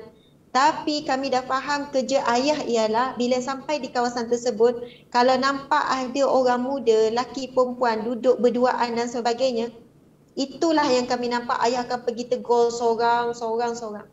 Ayah akan bagi salam dan ayah tegur. Ayah cakap elok-elok, kamu buat apa sekian-sekian. Lepas satu pasangan, ayah pergi pasangan sana, ayah pergi pasangan. Dan begitulah yang saya dibesarkan melihat ayah saya konsisten melakukan kerja nahi mungkar. Sehinggalah ketika saya masuk sekolah menengah, saya pun mula melakukan perbuatan-perbuatan tersebut. Contohnya, saya dulu sekolah Ma'had Muhammadiyah di Banat, Kota Baru, Kelantan. Tapi sebelum tu saya sekolah Tugu Ni Abdul Aziz, sekolah Darul Anwar Ustaz. Masya Allah. Jadi kemudian subhanallah, saya ingat saya selalu berulang kan, naik bas. Selalu berulang Kota Baru ke Terengganu, bila balik 2 minggu sekali. Jadi kadang-kadang atas bas ni kita boleh tengok ada pasangan yang kita tahu bukan pasangan suami isteri, pasangan muda yang duduk peluk-peluk. Dan bila saya lihat tu memang saya tak boleh tenang, saya rasa gelisah. Semangat ayah saya tu saya bawa, subhanallah. Saya akan pastikan bila saya nak turun daripada bas, saya akan pergi tegur dulu. Walaupun mungkin umur saya masa tu tingkatan 1, tingkatan 2 kan, umur 12, umur 13, umur 14. Saya akan tegur, saya kata, "Cik, kenapa encik buat macam ni depan khalayak ramai?" Kan, lepas saya tegur-tegur, orang tu macam dah nak tumbuk, nak marah. Apa yang saya buat, saya akan lari selaju-lajunya. Sebab saya takut. Kita budak kan Ustaz, kita budak. Lepas dia dah tengok dengan rambut, colornya, dengan pakai ni, dia pun macam nak, "Kau ni siapa?" Dia dah jekah tu, saya dah ready dah tu, beg apa semua ready untuk lari. Barulah saya akan rasa lega. Subhanallah, saya lari sampai dia tak boleh nampak saya dan sebagainya. Dan begitu juga apabila saya, kalau kawan-kawan duduk di asrama dulu, mereka mengatakan saya ni, ialah bukan garang tapi tegas lah. Bahkan kalau ada pelajar wanita yang dilaporkan kepada saya, Ustaz, Kak Asma, kita exco kan bahagian dakwah, ada pelajar ni dah 15 hari uzur ni kan, datang haid ni dah 15 hari, 14 hari, macam mana nak buat? Saya kata panggil adik tu. Saya akan minta dia buka dan saya akan tengok. Saya kata, "Kak Asma nak tengok betul tak kamu uzur? Kami dapat, Ustaz Asma dapat report ni kamu semua uzur penuh 15 hari. Dan subhanallah Ustaz, walaupun benda tu macam, takkan sampai macam tu nak tengok benda-benda yang aib, nak buka aib. Saya kata, walaupun saya masih sekolah menengah, saya kata, kalau betul adik ni tak solat, subhanallah, disebabkan kecuaian saya jadi pemimpin masa tu, saya tak betul-betul bagi ni. Saya minta buka, adik tu menangis-nangis, "Tak Kak Asma, saya tipu, saya sebenarnya tak uzur, saya ni." Saya kata, "Dek, janganlah kamu buat macam ni lagi." Lepas pada tu memang kalau lebih je lama 10 hari kita punya AJK buat report, memang akan panggil tazkirah apa semua, bagi tahu. Dan ini berlaku, cerita ni 20 tahun yang lepas Ustaz. Hari ni ramai mana wanita-wanita yang uzur, subhanallah, kan dia habis terus 15 hari sedangkan dia dah boleh mandi wajib hari ke-7, hari ke-8. Biasa tak solat atas nama apa? Uzur dan sebagainya. Pelajar-pelajar asrama ramai juga begitu Ustaz. Itu cerita 20 tahun lepas. Bayangkan kalau hari ini, kalaulah orang yang ada kuasa tak menggunakan kuasa, tak pastikan betul-betul. Kan, kemungkaran dicegah dan sebagainya, Masya Allah. Dan kemudian satu lagi, toki saya, namanya Ustaz Awajidin. Mungkin Ustaz kenal kan, Ustaz Awajidin ni diberi gelaran tukur besi. Dan saya sempat masa saya kecil kan, tengok gambar-gambar pernah masa kecil dulu, sempatlah bagaimana bila Ustaz Awan ni ceramah dan sebagainya. Kenapa dia diberi gelaran itu toki saya? Tukur besi kerana dia lantang.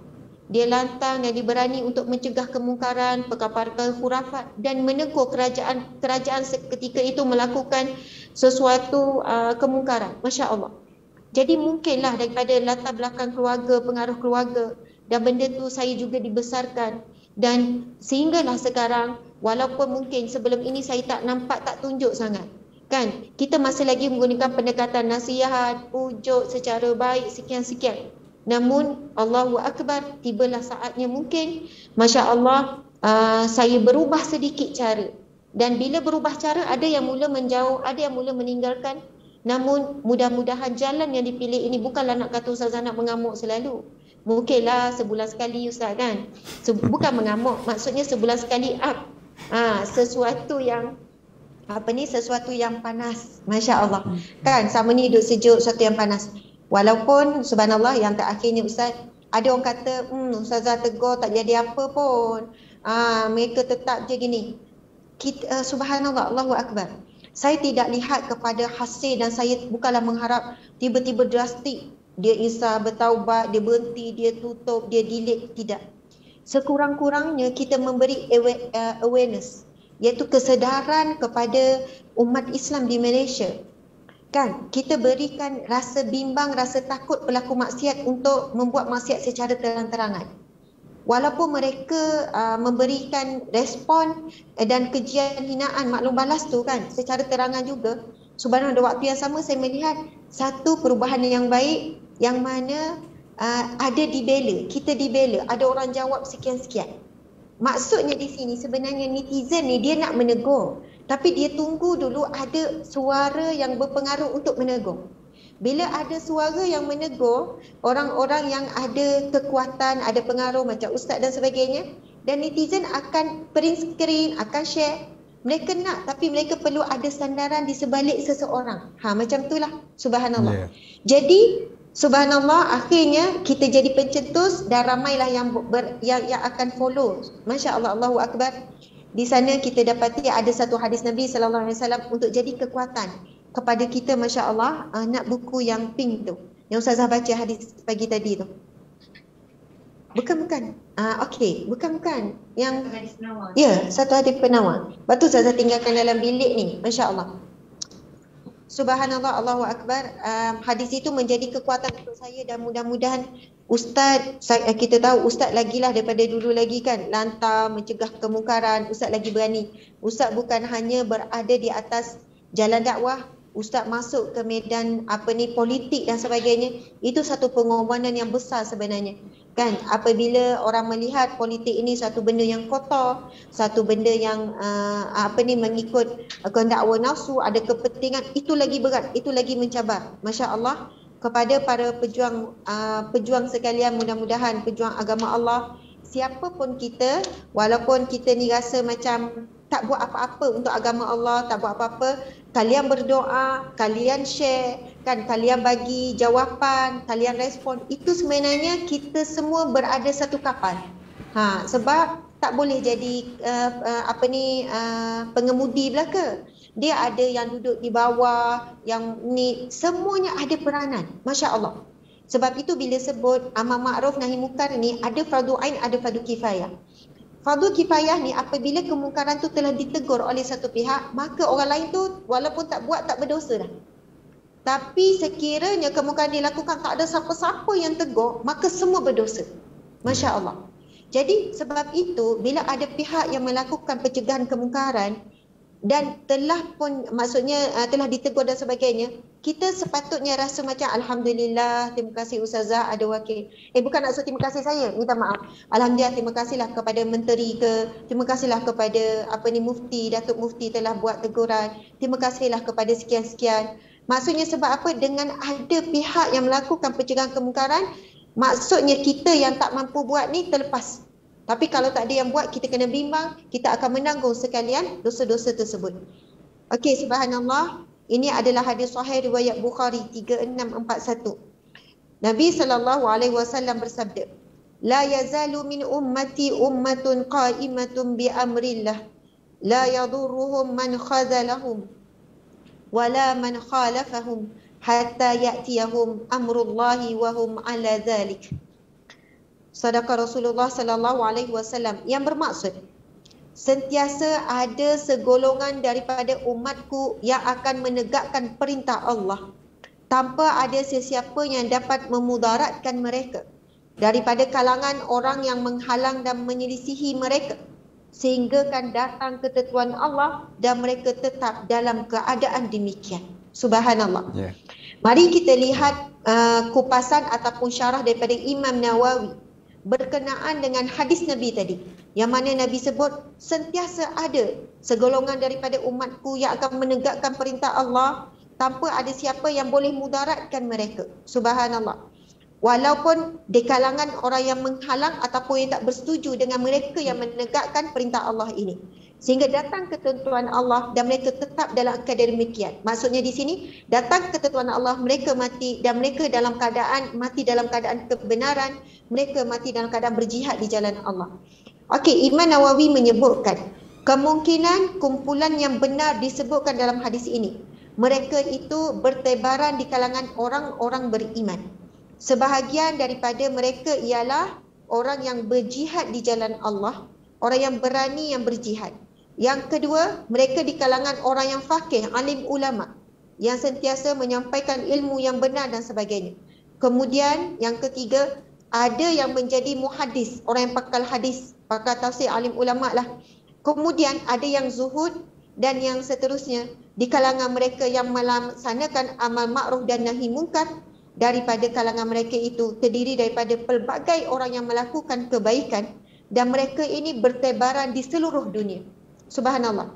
Nabi kata sentiasa ada di kalangan umatku golongan ini, yang mana apabila mereka melakukan kerja-kerja amal ma'ruf nahi mungkar, menyebarkan ilmu, mereka sentiasa mendapat pertolongan Allah, perlindungan Allah, dan mereka tidak akan diberikan mudarat oleh manusia-manusia yang membenci, yang menghalang, nak menggagalkan dan sebagainya.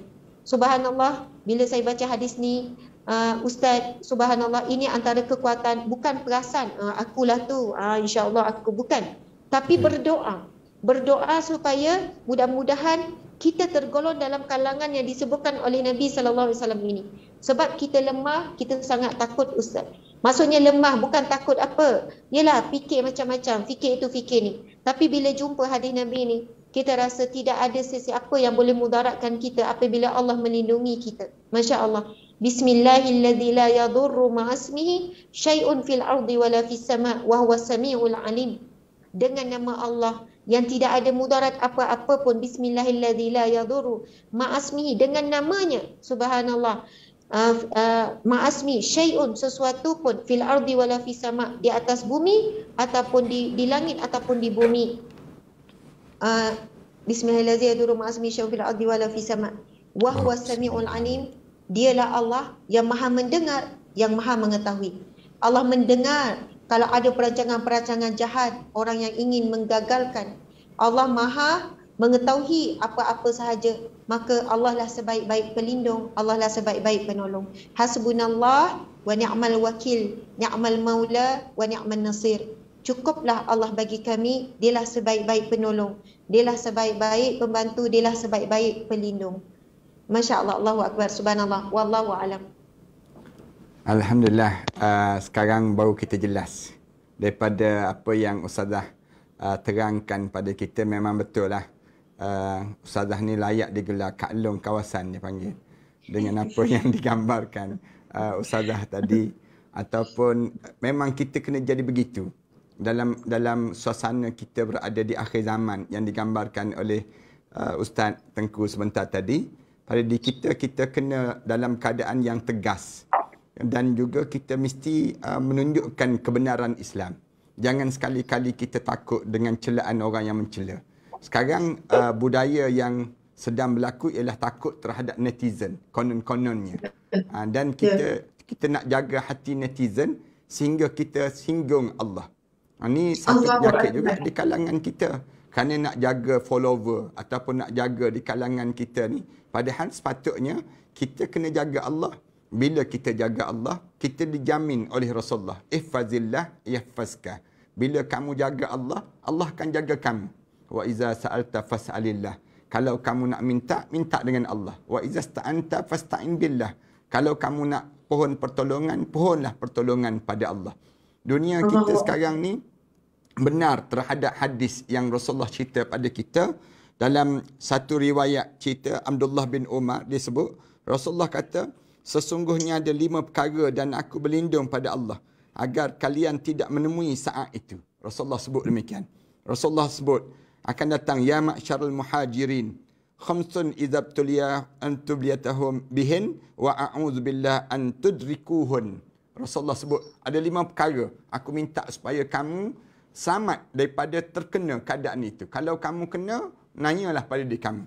Rasulullah sallallahu alaihi wasallam sebut yang pertama, lam tazhar fahisha fi qaumin qattun hatta yu'linu biha illa fasha' fihim at-ta'un wal awja' allati lam takun madat fi aslafihim alladhi madaw. Rasulullah kata, Rasulullah sebut tidak muncul perbuatan keji, itu perbuatan zina, pelacuran di kalangan satu kaum hingga akan berlaku satu perkara terang-terangan, berlaku dalam keadaan buat perkara demikian terang-terangan, kecuali Allah akan timpakan pada mereka wabak dan berbagai penyakit-penyakit yang belum pernah menimpa kepada umat sebelum daripada ini. Ini kan hadis Rasulullah sebut jelas-jelas pada kita ni, punca zina, pelacuran, LGBT yang menyebabkan Allah turunkan bala pada kita hari ini. Penyakit yang belum pernah kena pada umat sebelum daripada ini. COVID-19 ni tak pernah kena pada umat sebelum daripada ni. Sekarang dah melanda pada diri kita. Yang kedua, Rasulullah sebut tak ada satu kaum yang dia bila terlibat dengan menipu dalam timbangan, kemudian nescaya kaum itu akan ditimpa dengan tandusnya tanah. Kering tanah-tanah dia, kerosakan serta kemusnahan sepanjang tahun serta berkuasanya penguasa-penguasa yang zalim. Rasulullah cerita demikian. Akan berlaku kumpulan bila orang dah mula dalam keadaan yang menipu. Dalam masyarakat kita kan, meniaga menipu dalam timbangan. Misal contohnya. Dan yang ketiga, Rasulullah sallallahu alaihi wasallam cerita, walam yamna'uz zakah amwalahum illa mana'ul qatr minas sama. Rasulullah kata, siapa-siapa yang tak keluar zakat di kalangan kaum mereka tersebut, Allah akan tahan hujan daripada langit. Maknanya tak ada lagi keberkatan bumi itu. Kemudian walaula bahaim, kalaupun bukan kerana binatang ternak, nescaya Allah akan tahan langsung hujan tu turun buat selama-lamanya terus. Kalau tidak kerana binatang je. Kalau tidak kerana binatang. Kalau oleh kerana ada binatang, Allah turunkan juga hujan pada diri kita. Kerana orang kita tak keluarkan zakat. Ini di antara jenayah yang sedang berlaku dalam masyarakat kita. Yang keempat, Rasulullah kata, tidak ada satu kaum yang mengingkari janji mereka dengan Allah dan juga Rasul, melainkan Allah akan datangkan musuh yang bukan daripada golongan mereka. Rasulullah gambarkan demikian. Lalu merampas sebahagian harta yang ada di tangan mereka tersebut. Ini gambaran lah kerana kamu langgar janji-janji kamu dengan Allah. Dan yang akhir sekali Rasulullah sebut, وَمَا لَمْ تَحْكُمْ أَئِمَّةٌ بِكِتَابِلَّهِ. Kalaulah pemimpin mereka yang tidak berhukum dengan kitab Allah dan tidak memilih jalan yang terbaik daripada apa yang telah diturunkan oleh Allah, saat itu akan diturunkan. Allah akan turunkan pada mereka kesengsaraan, perpecahan di antara mereka itu sendiri. Ini kesan daripada yang disebut dengan jenayah ataupun maksiat yang dilakukan kemungkaran ini. Ustaz dan Ustazah, mari kita sama-sama pakat-pakat mengajak masyarakat kita bertaubat pada Allah. Saya nampak itu jalan yang terbaik untuk kita nak menyelesaikan isu yang sedang melanda kita hari ini. Saya nampak jalan kita sekarang ni tak lain. Kita kena bertaubat dan bersungguh-sungguh meminta supaya masyarakat kita ni meminta ampun pada Allah. Tak kira ustaz-ustaz, ustazah, semua di kalangan pemimpin, di kalangan rakyat, saya nak mengajak. Dan kalau boleh kita ajak semua, daripada raja-raja, daripada semua, daripada orang bawahan, daripada yang gosok gigi sehingga yang tak gosok gigi. Tolonglah bertaubat pada Allah. Dalam hidup kita ni, kita sengsara sekarang ni kerana kita tak minta ampun pada Allah. Yang kedua, saya nampak dalam masyarakat kita hari ni, tolonglah bersihkan hati sesama kita. Ramai sangat orang yang hidup dia sakit hati. Sakit hati di kalangan kita. Berpenyakit hati mereka. Yang menyebabkan sebab tak kena dibuatnya. Dalam hidup dia, kita tegur. Salah. Kalau kita tak tegur pun salah. Bagi mereka tersebut, ni mesti ada penyakit hati. Orang yang penyakit hati. Ramai di kalangan ustaz-ustazah ada yang berpenyakit hati. Sakit hati sesama ustaz dan ustazah. Yang maknanya berlakunya dengki-berdengki sesama kita. Punca apa? Jadi dengki-berdengki sesama kita ni. Puncanya kerana di kalangan kita ni, dia nampak orang tu ada kelebihan sikit. Orang ni akhirnya menyebabkan kita bertengkar sesama kita ini sendiri. Yang ni yang bahaya di kalangan kita. Yang keempat, yang ketiga, saya harap supaya masyarakat kita ni, dia akan kembali kepada yang disebut dengan suasana hidup sebagaimana Rasulullah sallallahu alaihi wasallam mula bina dan Rasulullah bangunkan di kalangan para sahabat ridwanullah alaihim ajmain. Mudah-mudahan kita boleh kembalikan balik suasana itu. Suasana di kalangan kita saling merahmati di antara satu sama lain. Bukan kitanya berpaut dengan musuh-musuh, tidak. Tetapi kita hidup berpaut dengan ajaran Allah. Jadi kita yakin dengan Al-Quran, kita yakin dalam hidup kita dengan sunnah Rasulullah sallallahu alaihi wasallam, lalu kita akan berjaya dalam kita mengharungi ujian-ujian dan maslahah dalam masyarakat kita pada hari ini. Saya tak nampak kita perlu panjangkan lagi perbincangan kita ni ke Ustaz dan Ustazah. Boleh jadi Ustaz dan Ustazah ada kata-kata yang akhir dalam membincangkan kata-kata dalam perbincangan sesama kita pada malam ini. Jadi saya bukalah ruang sikit untuk Ustaz dan juga Ustazah bagi kesimpulan dalam perbincangan kita ini. Dan mudah-mudahan dengan kesimpulan yang ada di kalangan kita ini, dia akan bawa manfaat pada kita. Silakan Ustaz dan Ustazah.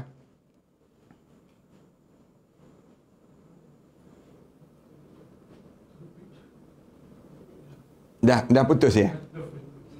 Ya.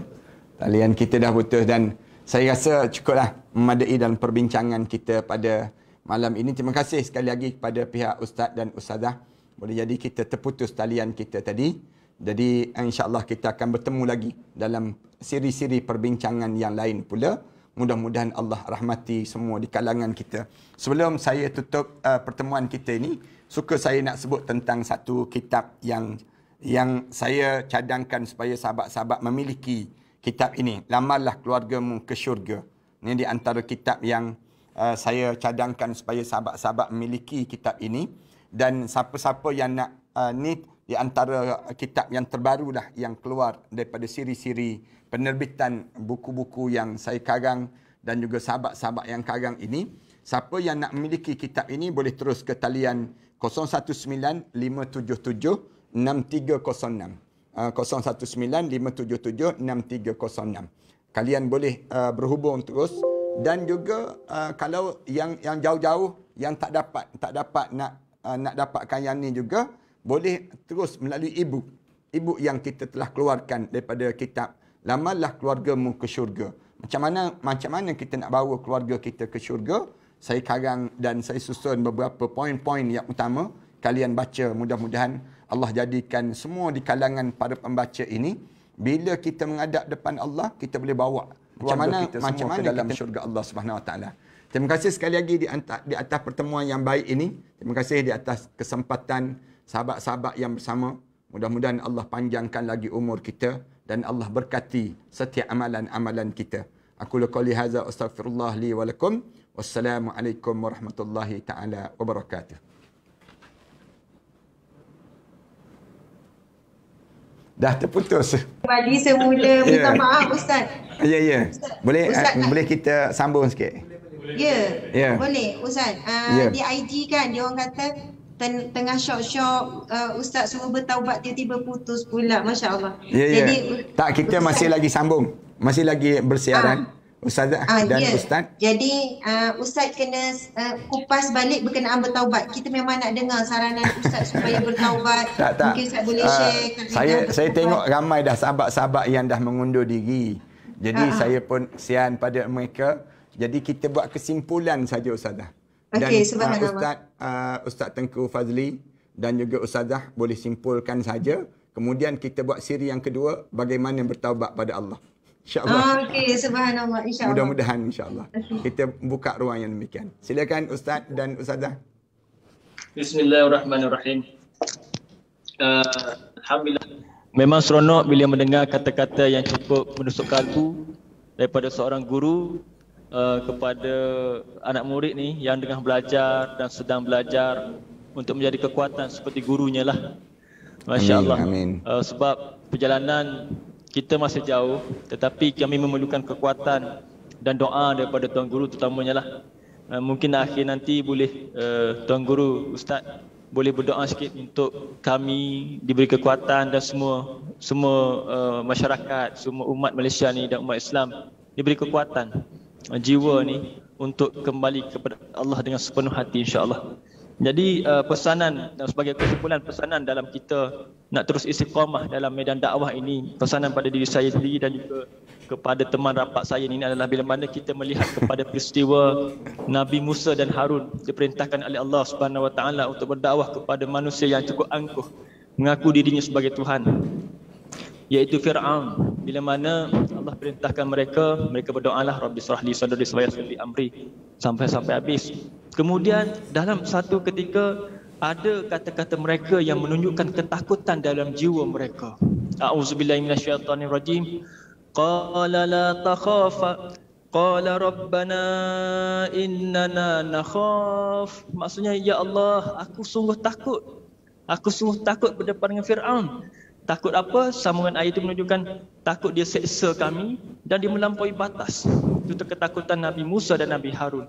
Lalu berdoa dan mengadu pada Allah Subhanahu Wa Taala. Lalu Allah terus menjawab kepada keduanya. Qala la takhafa innani ma'akuma asma'u wa ara. Allah menjawab, janganlah kamu takut. Sesungguhnya aku ada bersama-sama kamu. Aku mendengar dan melihat segala-galanya.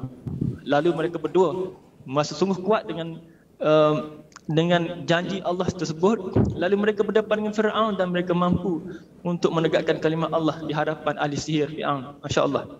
Dan inilah pesanan untuk diri saya sendiri dan juga untuk pasangan yang selalu berdepan dengan tekanan dan sebagainya bila mana menyampaikan sebagaimana disebut tadi, bila mana menyampaikan perkara-perkara yang agak panas dan juga kontroversi, maka sedikit sebanyak akan mendatangkan tekanan daripada komen-komen dan juga mereka-mereka yang rasa tidak sehaluan, yang berlawan arus dengan kami lah. Jadi insya-Allah ayat ini mungkin sebahagian daripada ayat yang lain dan juga sebahagian daripada hadis-hadis yang menguatkan, yang menunjukkan bahawa Allah sentiasa bersama kita dalam nak mencegah kemungkaran. Allah akan sentiasa memberi bantuan dalam keadaan yang kita tidak sangka. Allah akan sentiasa lorongkan orang yang tepat untuk kita mendapat nasihat dan juga kekuatan. Dan Allah akan lorongkan jalan untuk dipermudahkan untuk mencapai apa yang kita inginkan, iaitu syurga Allah Subhanahu Wa Taala, insya-Allah. Wallahu alam. Subhanallah, alhamdulillah. Ustaz, kita bersiaran juga di Instagram ada dalam 1000 lebih kurang lah, masya-Allah. Ni saya tak tahu sebab kita tak nampak berapa orang ni dan sebagainya. Sebagai kesimpulan daripada saya, satu sudut, saya selalu ingat pesan arwah ayah saya yang selalu pesan daripada dulu. Asma taat pada suami, hormat pada suami, jaga suami dan sebagainya.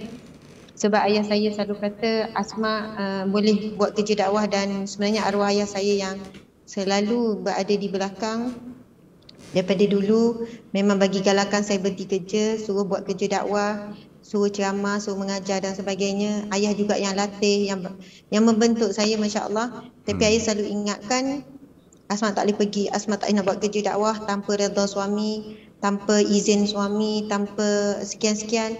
Selalu ayah pesan jaga Fazli, hormat Fazli dan sebagainya. Dan saya bersyukur sangat hari ini dengan beberapa ujian sebenarnya Allah datangkan kepada kehidupan kami, sehingga akhirnya kami bersatu. Saya berhenti, kemudian suami sekarang ampit lih dan sebagainya. Kami sama-sama buat NGO dan bergerak setiap hari. Memang macam berlangkas lah Ustaz. Jadi mungkin ada orang tengok Ustazah aktif sekian-sekian, di belakang, semua kan di belakang. Sebenarnya kami beriringan. Masya-Allah, bagaimana encik suami meletakkan hak-hak dia ke tepi untuk mendahulukan hak-hak agama Allah. Subhanallah. Masya-Allah, subhanallah. Jadi nak berterima kasih sebenarnya kepada encik suami kan, yang selalu redha, sebab waktu saya sebagai isteri dan juga sebagai ibu tu banyak encik suami yang cover. Masya-Allah, Allahu Akbar. Okey, saya sudahkan dengan satu hadis Nabi sallallahu alaihi wasallam. Bismillahirrahmanirrahim. An Sahl bin Sa'di As-Sa'idi radhiyallahu anhu anna Rasulullah sallallahu alaihi wasallam qala la yudrikni zaman aw la tudriku zamanan la yuttaba'u fihi al-alim wa la yustahyi min al-halim. Qulubuhum qulubul a'ajim wa alsinatuhum alsinatul Arab. Hadis riwayat Ahmad, rawahul Ahmad. Yang bermaksud daripada Sahal bin Sa'ad As-Sa'idi radhiyallahu anhu bahawasanya Rasulullah sallallahu alaihi wasallam bersabda, "Ya Allah, janganlah engkau pertemukan aku dengan suatu zaman, dan mudah-mudahan kamu wahai para sahabat juga tidak bertemu dengan suatu zaman itu, di mana para alim ulama sudah lagi tidak diikuti dan orang-orang yang penyantun sudah lagi tidak dihiraukan, orang baik tak dihiraukan dah, dan hati mereka seperti hati orang ajam pada fasiknya." Maksudnya suatu keadaan, suatu zaman yang mana hati manusia ketika itu seperti hati orang ajam pada fasiknya. Fasik ni kita tahu apa maksud fasik, iaitu golongan yang melakukan maksiat dan tak rasa berdosa dengan maksiat, tak rasa bersalah. Hati mereka adalah hati seperti mana orang ajam pada fasiknya. Lidah mereka seperti lidah orang Arab pada fasihnya. Masya Allah. Laju menjawab, laju berhujah, laju mempertahankan diri, laju menulis, laju itu ini. Mereka mula berkata-kata tanpa berfikir. Mereka menuliskan apa isi hati mereka tanpa ada rasa takut, bimbang, dosa ke ni, betul ke ni, tak ada. Fasih menjawab je. dan kadang-kadang gurau senda atas nama syurga, neraka, dosa, pahala dijadikan satu bahan gurauan saja. Kan sebut pasal neraka apa semua tu tak ada rasa takut. Kan nauzubillah min zalik. Hari ni kita melihat menghina ahli ulama menjadi biasa. Kan menghina ahli ulama, membuka aib, memfitnah tu jadi perkara biasa. Jadi bayangkan ya, Nabi SAW sendiri berdoa, ya Allah, janganlah engkau pertemukan aku dengan suatu zaman, dan mudah-mudahan kamu juga sahabat kamu tak bertemu dengan zaman ni. Yang mana zaman ni para alim ulama tidak diikuti dan orang-orang yang baik tidak lagi dihiraukan. Hati mereka seperti orang ajam dalam kefasikan dan lidah mereka seperti orang Arab dari sudut fasihnya. Nauzubillahi min zalik. Muslimin muslimat dirahmati Allah sekalian, saya sebenarnya sedang pegang 40 hadis peristiwa akhir zaman. Hadis-hadis yang Ustaz bacakan tadi pun ada dalam buku ni. Bila kita baca tu Ustaz kan, daripada awal sampai akhir semua tanda-tanda akhir zaman tu dah keluar. Kita benar-benar berada di zaman yang mana memegang, maksudnya kena pegang agama ni, kena gigit macam geraham. Dan siapa yang nak beramal dengan agama ni, nak mempertahankan agama ni, macam menggenggam bara api. Kita sakit, orang pun lihat kita sakit, tapi kita tak boleh melepaskan walaupun sakit. Itulah jalan yang kita tempuh pada akhir zaman ni. Kepada wanita-wanita yang tutup aurat, rasa anda tidak ikut peredaran zaman, tak apa tuan-puan sekalian. Zaman inilah yang Nabi sebut ghuraba, asing-asing. Fatuba lil ghuraba, maka beruntunglah orang yang asing itu. Kan, kalaulah anak kita ni tak ikut perkembangan media sosial, dikatakan anak kita tak up to date, tak apalah kita di kalangan yang asing pun. Kalau kita di kalangan orang yang nampak skeptikal, Ustazah ni nampak tertutup, hidup dia nampak boring je, itu haram, ni tak boleh, ni boleh. Memang dia orang kata macam tu. Hidup tak happy lah macam tu. Kita biarlah kita dikatakan tak ikut arus ni. Sebab apa? Hari ini manusia bukan stres sebab tak cukup hiburan. Sebenarnya terlebih-lebih hiburan tu jadi mudah stres. Dan hiburan sebenar kita dah ada, iaitu Al-Quran, zikrullah, Allah dah sebut dah. Jadi biarlah kita ni di kalangan orang asing, golongan yang pelik, golongan tak ikut arus, sebab Nabi dah sebut fatuba lil ghuraba, beruntung orang yang asing. Yang mana pada saat itu orang melihatnya pelik, orang nampak dia tu hidupnya tak seronok, padahalnya biarlah kita saja yang merasai nikmatnya untuk kekal berada di jalan istiqamah ini. Ini bukan maksudnya kita rasa kita ahli syurga, kita klaim orang tu ahli neraka, kita klaim syurga, tidak. Sebab kita ni tak jamin syurga lah, kita ni berusaha buat gini. Sebab kita takut neraka lah, sebab itu kita selalu ingat diri kita dan ingatkan kepada orang ramai. Dan kita perjuangkan syurga untuk semua orang. Bukannya kadang-kadang Ustaz kan mari mikir apa? Nak tutup lah Facebook, nak tutup lah Instagram, tutup-tutup. Kita pun buat hal kita je. Dengan anak-anak, kita ngaji, anak pergi sekolah, tak payah fikirlah pasal orang ramai ni. Kalau kita buat begitu, kita pentingkan diri. Kita pentingkan diri. Jadi akhirnya kita tetaplah melakukan mengikut kadar kemampuan dan semampu yang boleh, insya-Allah. Sekian daripada saya Ustaz, mohon maaf salah dan silap. Terima kasih lagi sekali lagi kepada Al-Fadhil Ustaz Ahmad Dusuki, dan saya sebenarnya nak menyeru kepada sahabat-sahabat sekalian untuk menyumbang kepada madrasah ustaz kita. Saya mengikuti perkembangan dan saya beberapa kali dah pergi ke madrasah ustaz. Kan madrasah ustaz di Shah Alam, dan ustaz ada madrasah di Kelantan, dan ustaz menanggung perbelanjaan pengajian anak-anak yatim, asnaf, fakir miskin secara percuma. Dan saya tengok perkembangan sekarang ni, ustaz sedang menyiapkan satu madrasah di satu lokasi, saya pun tak ingat. Masya Allah, kadang saya pelik mana rezeki yang Allah bagi kepada ustaz. Dengan kos operasi, dengan kos pembinaan, ustaz diberikan Allah keberanian dengan yakin dengan rezeki Allah. Dan insya Allah kita ambil peluang bila kita jumpa orang yang amanah, orang yang dipercayai, untuk menjalankan sedekah yang kita beri.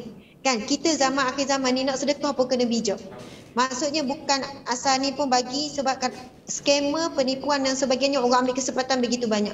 Bila kita jumpa orang-orang yang amanah, yang memang maksudnya dilihat hasil, ustaz pun selalu tunjukkan hasil-hasil dan sebagainya, maka insya-Allah mereka adalah golongan yang kita tenang bila menyerahkan harta kita, dan insya-Allah kita boleh menikmatinya di alam kubur besok. Sebab orang-orang yang amanah ni benar-benar menjalankan harta kita itu untuk menjadi sebagai talian hayat pahala kita. Masya-Allah, alhamdulillah. Terima kasih. Mohon maaf salah dan silap. Assalamualaikum warahmatullahi wabarakatuh. Alhamdulillah, terima kasih Ustaz dan juga Ustazah. Sebenarnya bukan Ana saja dan Ana nak menyeru kepada sahabat-sahabat untuk membantu sama NGO yang sedang digerakkan oleh Ustaz dan juga Ustazah. Dan Ana dipahamkan Ustaz dan Ustazah sedang dalam proses untuk menyiapkan tempat pengajian di NIM 9 di Seremban ke di Senawang. Begitulah. Ana dipahamkan demikian.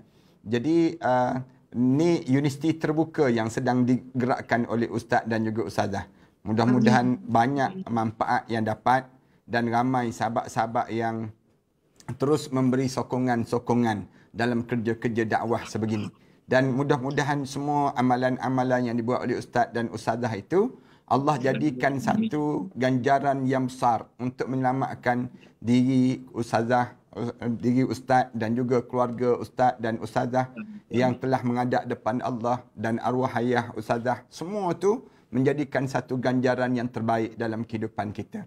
Kita bukan buat untuk diri kita saja, tapi kita buat untuk mereka-mereka yang bersama dengan kita. Jadi mudah-mudahan Allah rahmati amalan-amalan soleh ini, paling-paling tidak menjadikan keselamatan pada diri kita daripada kita kena penyakit-penyakit yang sedang melata di saat ini, dan kita pun Allah pilih untuk diberi husnul khatimah dalam kehidupan kita ini.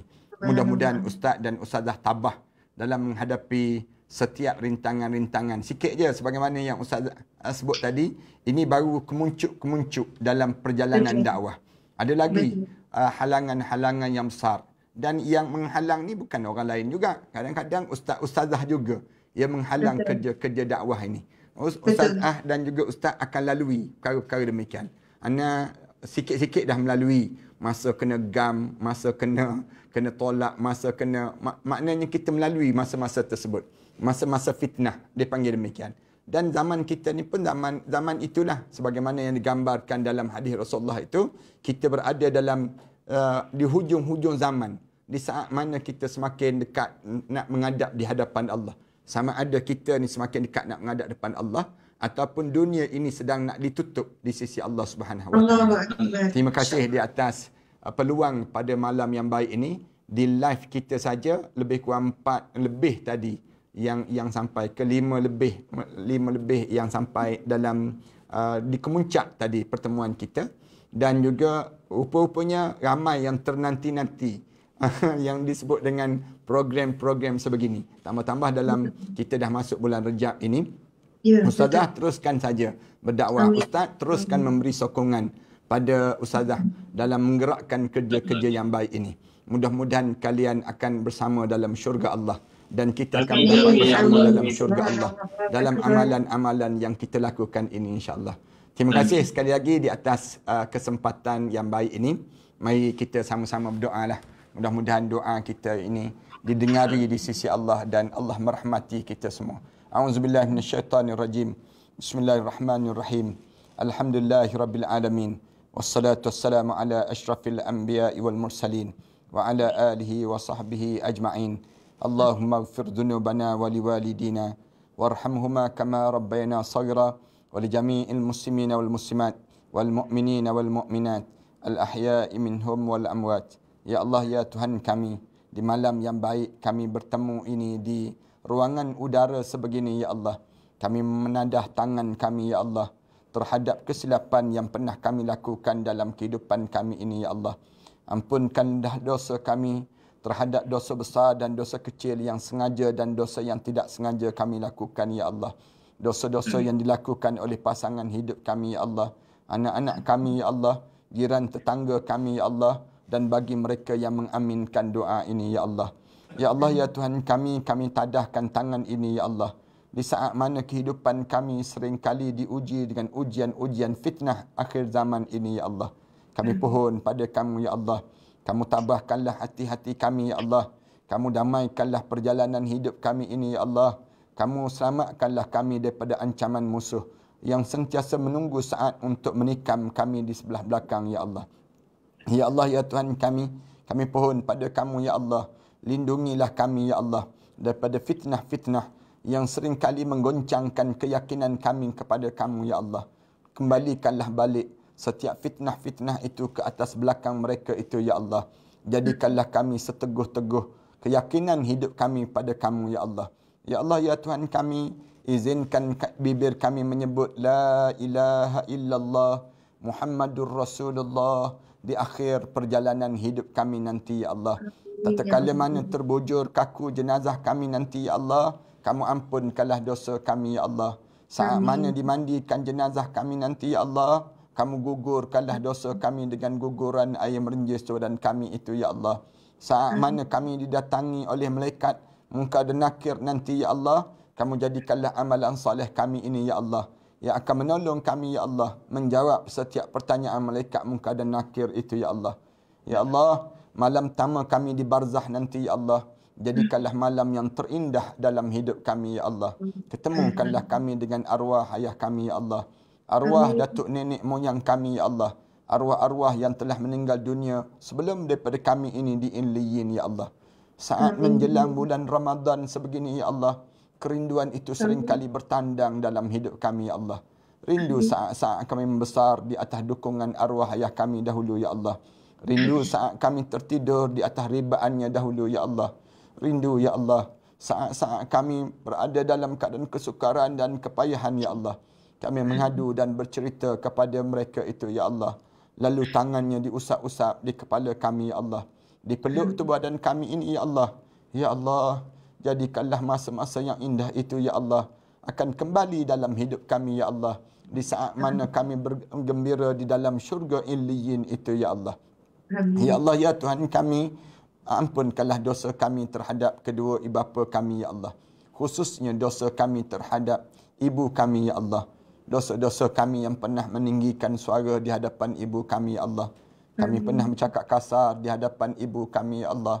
Kami pernah menengking kata-kata ibu kami, ya Allah. Kami pernah melihat air mata ibu kami mengalir lesu di pipi kami, ya Allah. Ya Allah, kami tidak sengaja melukakan hati ibu kami di kala itu, ya Allah. Kerana dosa-dosa itukah pula, ya Allah, yang menyebabkan hidup kami menjadi sebegini, ya Allah.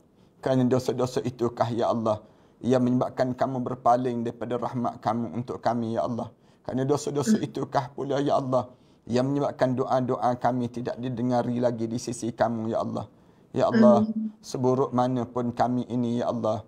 Sekeji mana pun kami ini, ya Allah. Sejahat mana pun kami ini, ya Allah.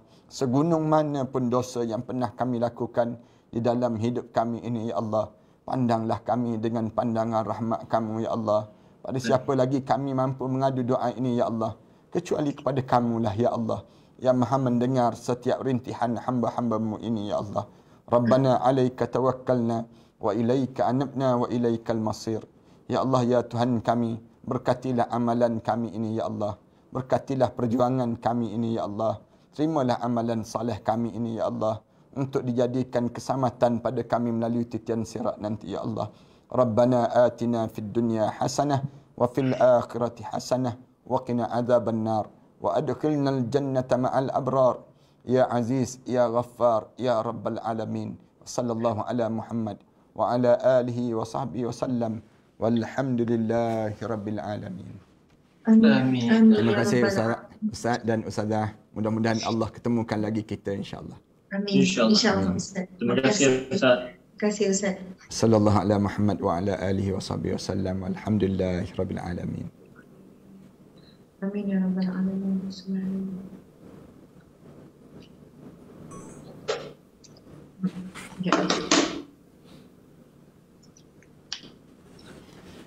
Ustaz, Ustazah. Ya Ustaz. Terima kasih, terima kasih. Ya, terima kasih juga. Ustaz duduk dekat ITJ mana?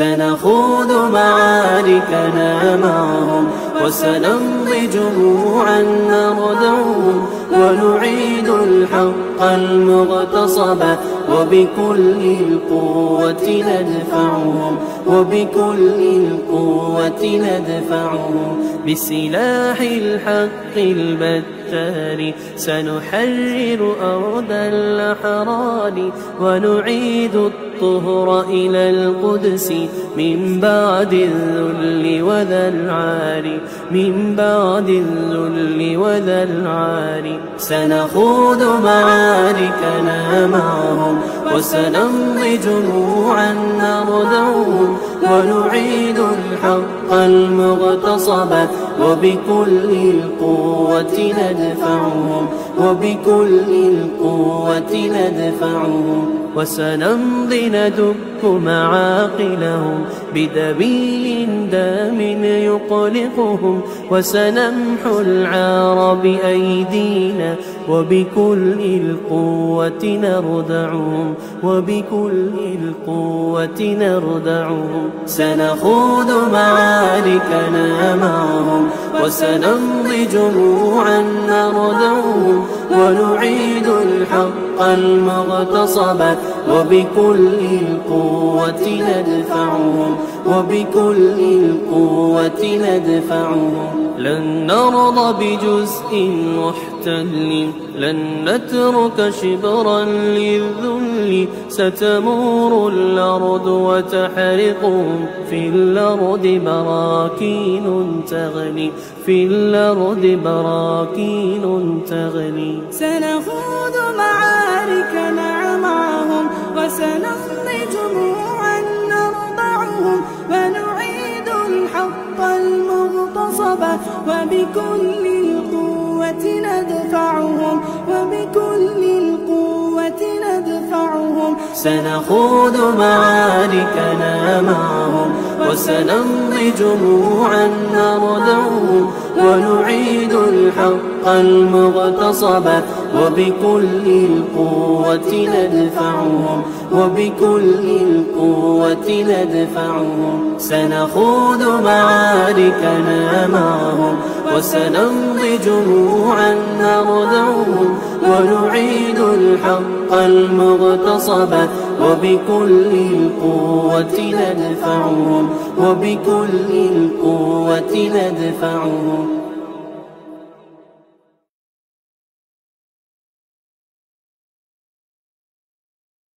سنخوض معاركنا معهم وسنمضي جموعا نردعهم ونعيد الحق المغتصب وبكل القوة ندفعهم وبكل القوة ندفعهم بسلاح الحق البتار سنحرر أرض الأحرار ونعيد الطهر إلى القدس من بعد الذل وذا العار من بعد الذل وذا العار سنخوض معاركنا معهم وسنمضي جموعا نردعهم ونعيد الحق المغتصب وبكل القوة ندفعهم وبكل القوة ندفعهم وسنمضي ندك معاقلهم